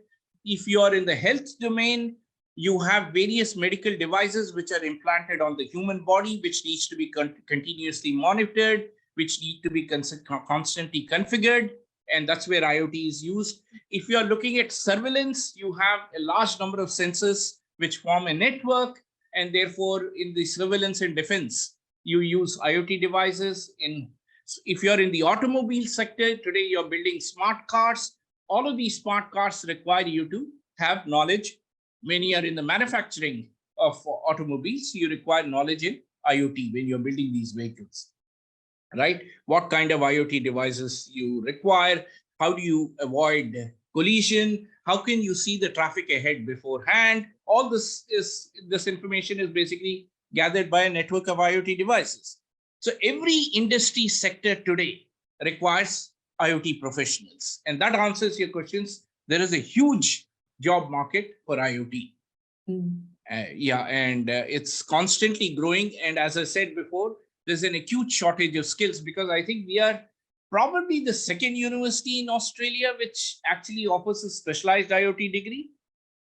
So we are ahead of the rest of the pack in terms of IoT. And certainly you will have a large number of jobs open for you when you actually finish our program.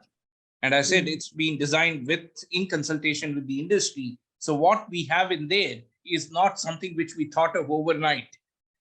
What we have in there is basically because industry wanted us to look into these areas. Yeah. For sure. So the sky's the limit, essentially, on what you do. Sky is the limit, I would say. Yes, absolutely. You were kind of touching on it there, but in terms of demand, Right. When do you see as the time for IoT applications to be applied and be booming in Australia specifically? Would you say that now is the perfect time to be studying this degree to get a job in Australia? It's already booming in Australia. I mean, there is not a single industry sector currently today in Australia, or even today worldwide, I would say, in most of the developed nations, which is not making use of IoT. Because you see, IoT is a strategic tool to gain competitive advantage over your competitors, right? Your rivals. So businesses are seeing the importance of IoT, and they want to leverage this technology to move ahead of the rest of the pack. So almost every industry sector, as an example, okay, let me take health sector. Let me look at the next building here, which is right there, which is Macquarie Uni Hospital, which is right adjacent to 4 RPD where I'm sitting. You look into their medical systems. They use a plethora of IoT gadgets, right, for various purposes. And some are implanted on the human body, some are kept outside. But either way, there is a network of devices now today on a human body. You may have a pacemaker, you may have a blood pressure reader, you have various other implants, right? Which some are embedded into the human body, some are on the surface of the human body, and they all network together to gather information and push it to a central server. So today in the hospital, if you go into Macquarie University Hospital, they have a pretty big IoT team, which is actually managing the IoT networks for them, which is next door. So yes, the market has matured to a great extent in Australia. I mean, I wouldn't say that confidently 2 years ago, but rapid progress has been made, and smart devices have also evolved, right, and kept pace with the demands of the industry. So there is huge opportunity everywhere, right? And by the way, apart from having specialized IoT skills, right, when you do the 2-year program, you also gain a grounding in computer science as such, right? Just in case, imagine the worst case scenario that you don't get a job in IoT. You can still get a job in any IT industry because you have strong IT and computer science skills as well. But I don't envisage such a situation in the near future, at least, because the market is booming for IoT. Sure. In terms of, we've got one question kind of more about how it looks like to do the course as a student and accessibility. So can some students study units online or in between working hours? How does the classes kind of seem to be scheduled? Okay, the content in the program content is still being developed. Okay. I would be able to answer this question best in December or January of this year, but our goal is, right, currently, with respect to foundation zone, we don't have any problems. Most of the units are online. With respect to the core zone, our goal is to make it 100% online, right? But one of the unique challenges that we face is that you could actually run any IoT experiment or any IoT network on a simulator, right? And the simulator can be given, I mean, student who sits remotely can gain access to the simulator and do the practical work, right? But some of the units are actually use actual physical IoT gear, right? And that we can provide to the student if they come onto the campus. But having said that, let's say we are using something physical and you can't come to the campus. I mean, these devices are not expensive. I mean, the kind of devices that we experiment with on campus maybe cost $50 or $100. So you could acquire this. Let's say you're sitting in China or India, you're doing it online. You can actually acquire these devices from your local market and, you know, do the same prac exercise that we do here on campus, right? Mm. So what we are striving for is to make it 100% online, right? If COVID-like situation does turn up again, I hope not, then we should be prepared, right? We just can't call off the program. So our goal is, look, either way, either through simulation or through hardware, we do it 100% online. Mm, for sure. So very flexible, kind of all in all. Like even very flexible. You can do it part-time. Each unit is worth 150 hours. So roughly about 10 to 12 hours you invest every week. And you can do it full-time as well. And as I said, if you have an appropriate background with a major in certain key areas, then you don't need to do the foundation year zone. You can directly enroll into the course zone. Mm. However, for 2023, we still don't have a direct admission into course zone. From 2024, we'll offer direct admission into the course zone. For sure. Fabulous. And perfect last question to finish up on, given what our next presentation session is on. Could you explain the difference between AI and IoT in a nutshell? Easy question. Probably my colleague Abhaya would also be able to complete the answer. From my perspective, IoT is still somewhat physical in nature. You see, IoT is basically you equip a device with specific capabilities to do a specific job, right? Unlike a regular computing device, like you have your PC, you can run wide variety of jobs on your PC, right? On your processor. IoT gadgets that way are limited. They are designed to handle a specific kind of task, and they're tailored to deal with that kind of problems or that kind of task. So IoT devices basically gather data, right?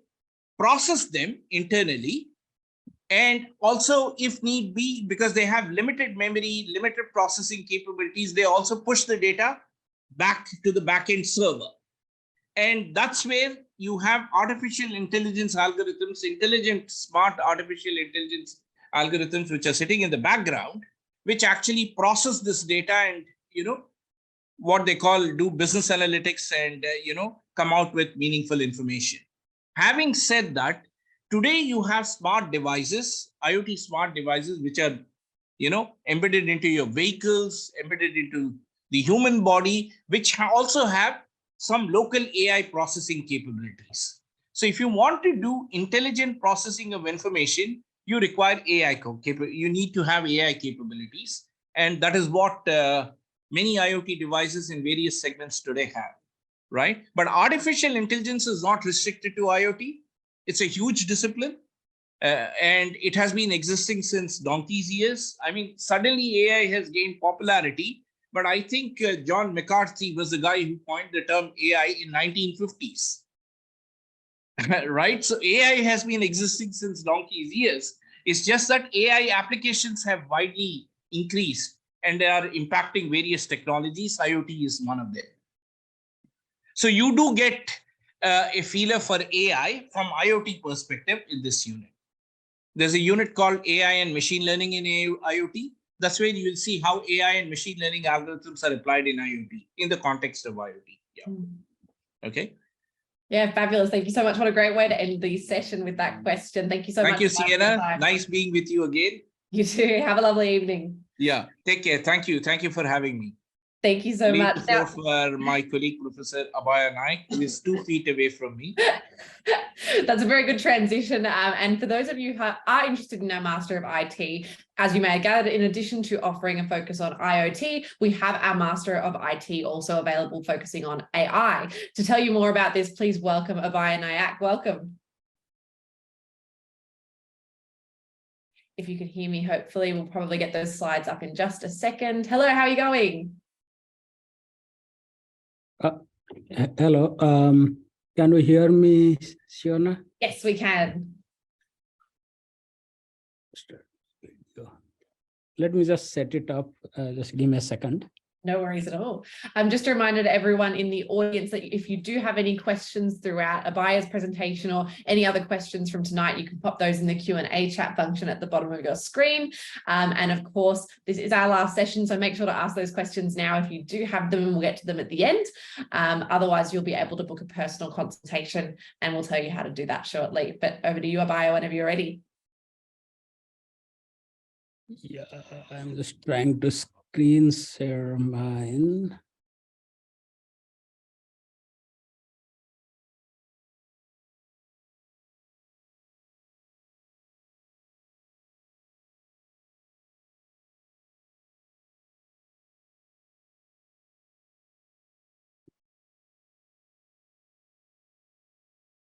Okay,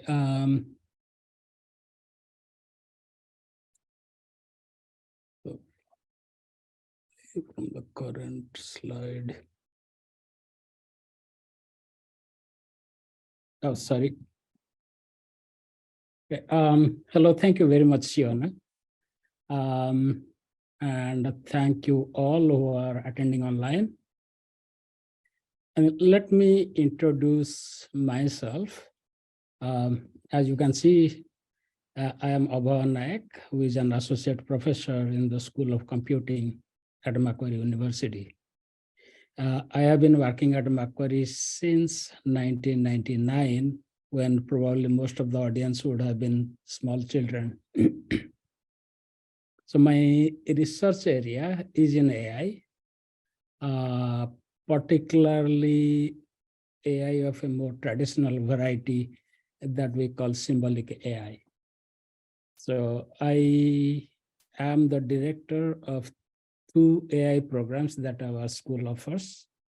At the undergraduate level, it is the AI major, and the postgraduate level, it is the Master of Information Technology in AI.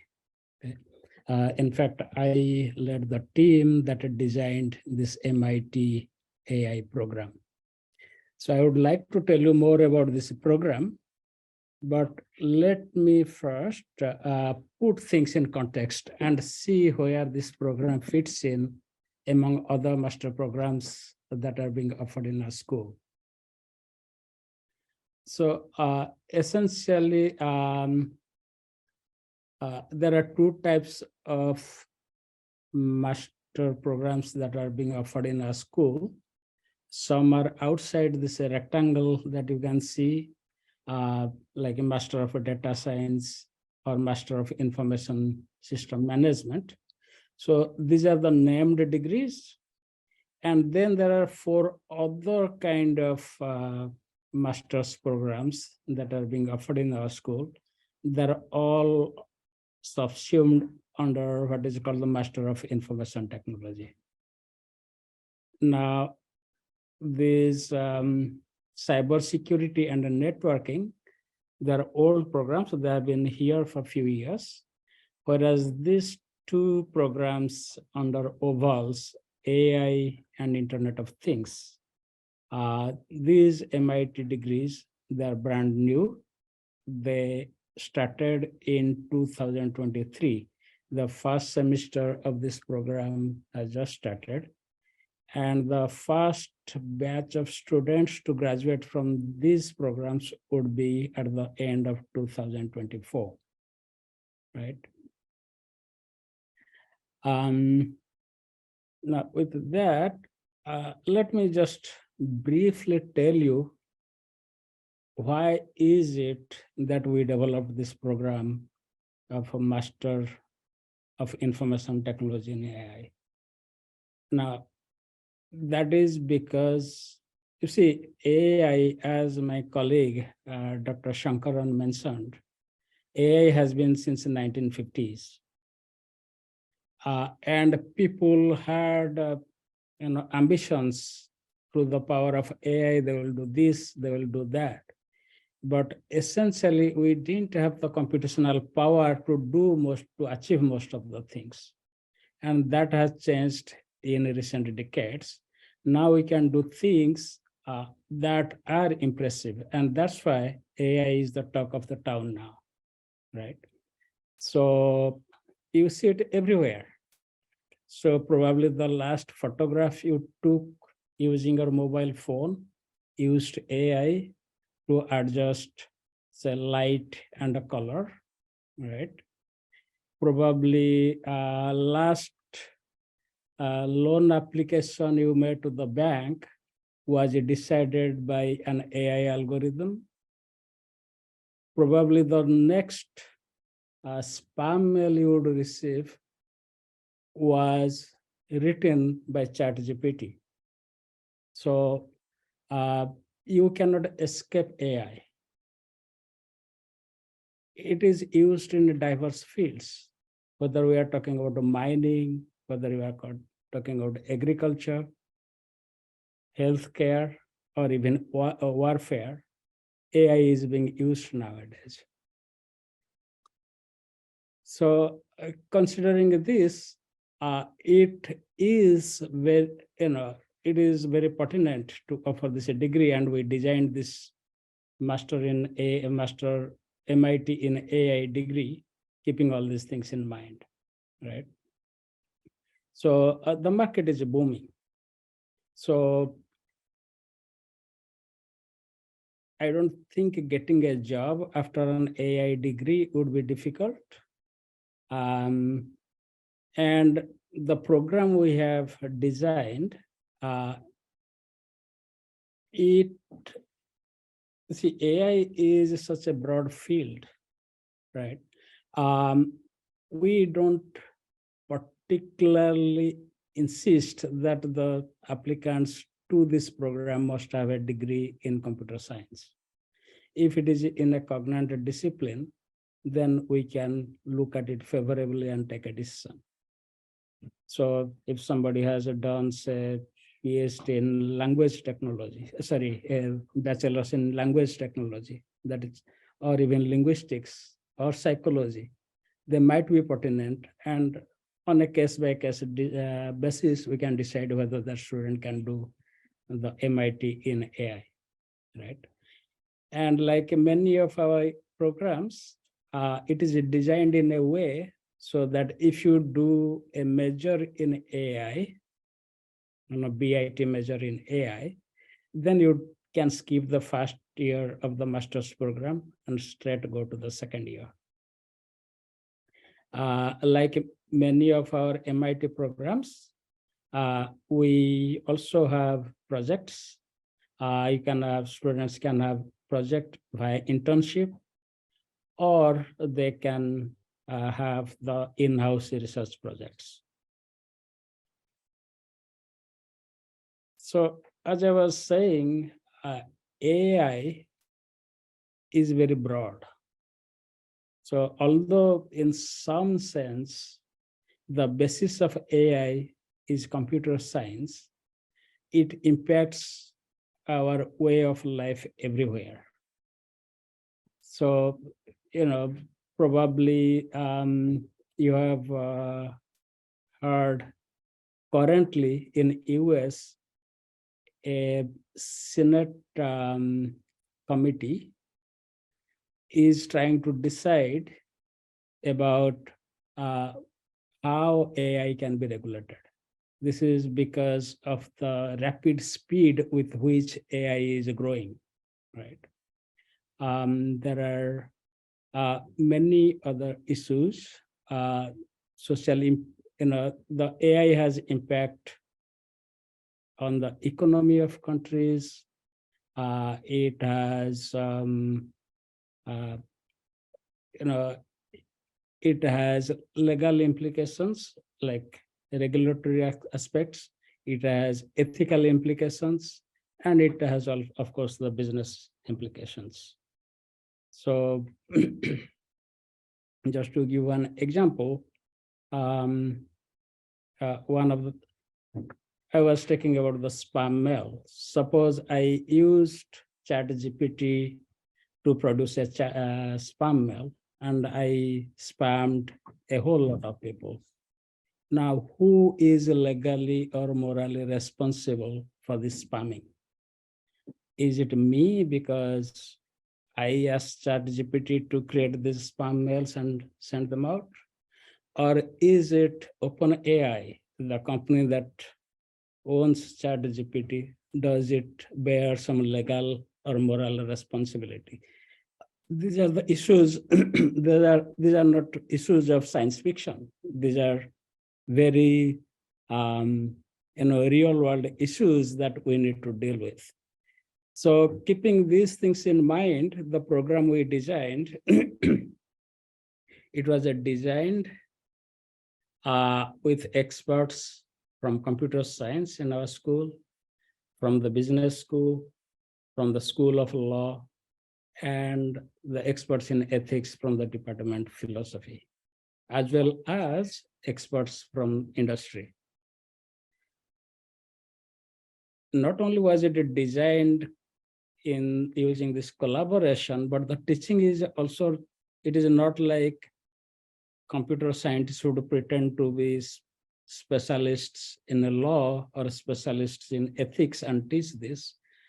Many of our units, as you would see in a while, they are taught by experts from these other fields as well.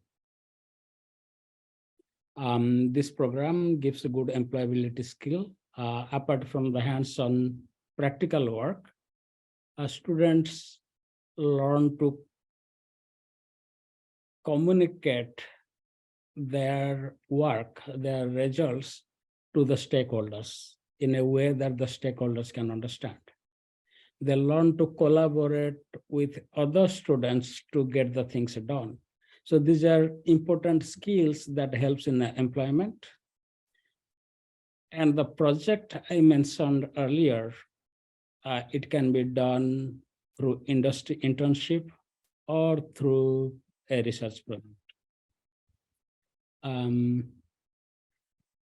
I think one important thing to mention here is that although it is a brand new program, barely one semester has crossed, it has received provisional accreditation from ACS, the Australian Computer Society. Now, let me give a very brief overview of the structure of this program.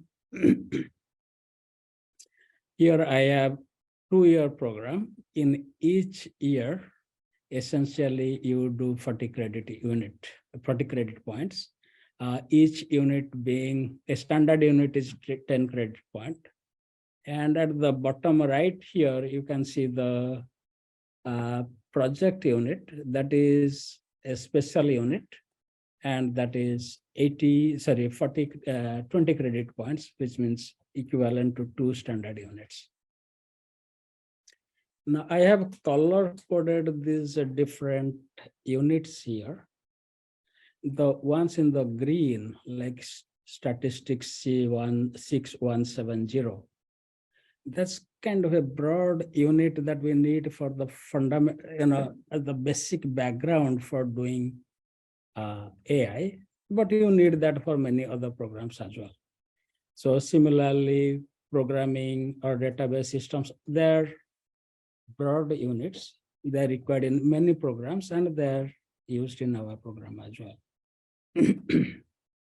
The one in this orange or yellow kind, these are the ones that mostly we designed particularly for this program. So you can see, for instance, AI for a text and a vision, Comp 6420. It was not there before. We are developing this unit, or we have developed in some cases, specifically for this Master in AI program. And the ones in light blue, they're the units that are taught in collaboration with other parts of the university. So for instance, in this semester, we are teaching Comp 6400, Intelligent Machines, Ethics and Law. So experts from computing teach the intelligent machines bit, experts from philosophy teach the ethics bit, and experts from the law school teach the law bit. Similarly, you have units like this one, BUSA 6430, that will be taught in collaboration with experts from the laws from the business school. And finally, at the bottom right there, we have the project unit, which I said is a 20 credit point unit, and it can be done either by internship in some company or through in-house project, research project that is supervised by our colleagues. I think that's where, sorry, I will end. I'll be happy to take any questions, but thank you very much for joining us. Yeah, thank you, Abaya, for the presentation. And we do have some questions to go through. One of our first ones from an attendee is, what are your tips for students in choosing universities for AI courses, as now there are many other universities as well that offer them too? That's a very good question. So as I said, AI is the talk of the town, so probably every university is coming up with their own degrees. But on the other hand, I also said that people are afraid, and not without a reason. So, as I mentioned about the spam email, the created by ChatGPT, or what shall I say?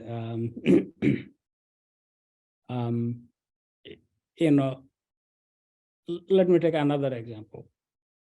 So you applied for a loan housing loan application to the bank, and you got the decision. Who took the decision? Is it the bank manager who took the decision, or it is somebody else? As a first cut, most likely some AI algorithm decides whether this application should be considered in the first place or not. So many applications are rejected because the AI algorithm decided that this application is too risky, or whatever. Now, this is not, this is not a normal decision. It is not like whether, what should be the exposure of the photo you took of the sunset. It is about somebody who had a dream to build a house, or wanted to live the Australian dream, right? And now that the dream is shattered. Now that decision, according to the European regulation, it should be something that should stand up in the court of law. The decision that whether it is the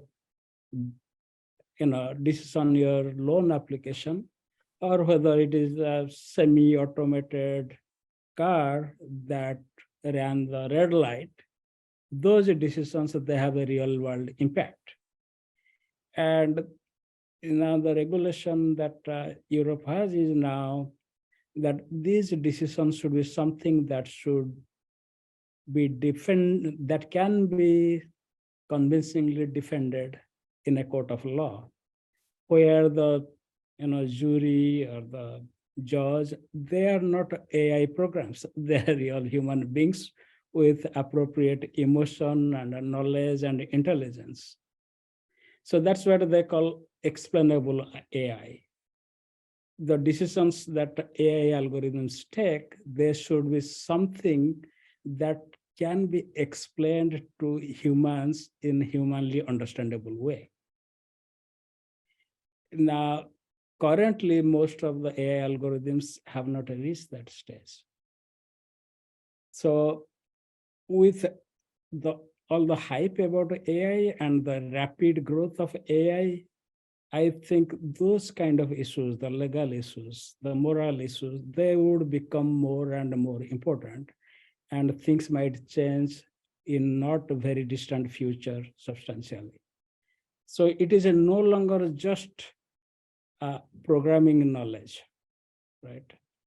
It is not just knowledge of designing some algorithm, how to do things fast, quickly. It is also doing things that would align with all the new rules, regulations, ethical principles, and so on. So I think it is very important that the students not have a very narrow knowledge of the computer science that is important for AI, but they should look at AI. They should have the right knowledge of AI in the broader context. It is possible that in a few years down the road, that would become important. And if you have a very narrow approach to AI, you may not be in the, as they call, in the cream layer. You may not be in the cream layer. So coming back to your question, it was a kind of a long roundabout introduction to your question. Your question was, how do you choose from among different programs? I would be happy if you come to our program, I mean the students. But on the other hand, I also have your best interest in mind. Do what is best for you. But keep this thing in mind. Don't go for some program which is too narrowly focused on just the technical aspects. Look at other aspects. My belief is that there are not many programs in Australia that are taking leverage of their expertise in other fields like we have. So I think we have an edge over others there, but whether we have or not, that's beside the matter. You should go to a program which give you broader knowledge in the field, not just the narrow technical knowledge in the field. For sure. No, very good advice. I have another question that's come through. What core computer programming skills are essential as prerequisites for this course, or are there any prerequisites for this course? We don't have a very strong prerequisite, but obviously if you have done a degree in computer science, you would have done all the things. But if you have, if somebody has not done a lot of programming, but at least has had some exposure to programming, that will, you'll come to learn Python in the process of this program, and you will do a lot of data science and data analysis in this. So there will be a lot of Python programming that will be required, but we will give you the training in that. But you essentially, when somebody has not done any programming or substantial programming, they're probably coming from a cognitive field. They're not coming from computing. Then we would kind of guess whether they would be able to do the units. It is, we have many units, suppose units in machine learning or units in data science, units in NLP. We'll try to gauge whether they have the potential to complete those units successfully. So it is not a huge amount of programming you should have done, but so for instance, somebody who is very good in maths and stats, although they have not done a huge amount of programming, you would kind of guess, okay, these students can do it, right? So more like a case-by-case basis, depending on your aptitude for certain or prior study in similar areas. Yeah, so I have approved students who have a degree in linguistics, right? But they had, they had a lot of programming. They had a lot of programming, but actually they have not done a huge amount of programming. You would kind of guess, okay, these students can do it, right? So I have approved students who have a degree in linguistics, right? But they had use a little bit of programming in that, but they didn't do a degree in computer science. They had done degree in linguistics. I think I have approved some students who have done engineering, not computing. So in those cases, the cases come to me. If it is with a IT degree, it is automatically, well, not automatically, the admin people centrally located, they decide those things. But when they doubt, is it okay or not, they bounce it to me, and I take a closer look at them, use my academic judgment, and decide. For sure. And just time for one last final question. AI has been a growing field, but highly sought after by employers at the moment. What AI skills do you think we need to equip now? At the moment, I think your skill in machine learning, data science, and NLP, natural language processing, I think they would be they're very topical at the moment, and you should not have a hard time to get a job with that training. But as I said, you have to also not focus just at the moment. Also, you have to look at a little bit to the distant future and have some extra exposure to other relevant fields. For sure. Well, thank you so much for your time. I'm sure it was very valuable to all our students who have tuned in. Thank you so much, everyone who's spoken today. We do really appreciate your time, and for everyone for watching as well. Thank you so much, Abaya, for joining us. Thank you very much, Sienna, and all the online audience. It was Thank you so much. And with that last question, that does bring us to the end of our postgraduate showcase for science and IT for tonight. Thank you so much again to our course directors for your insights into Macquarie's postgraduate courses that support our community.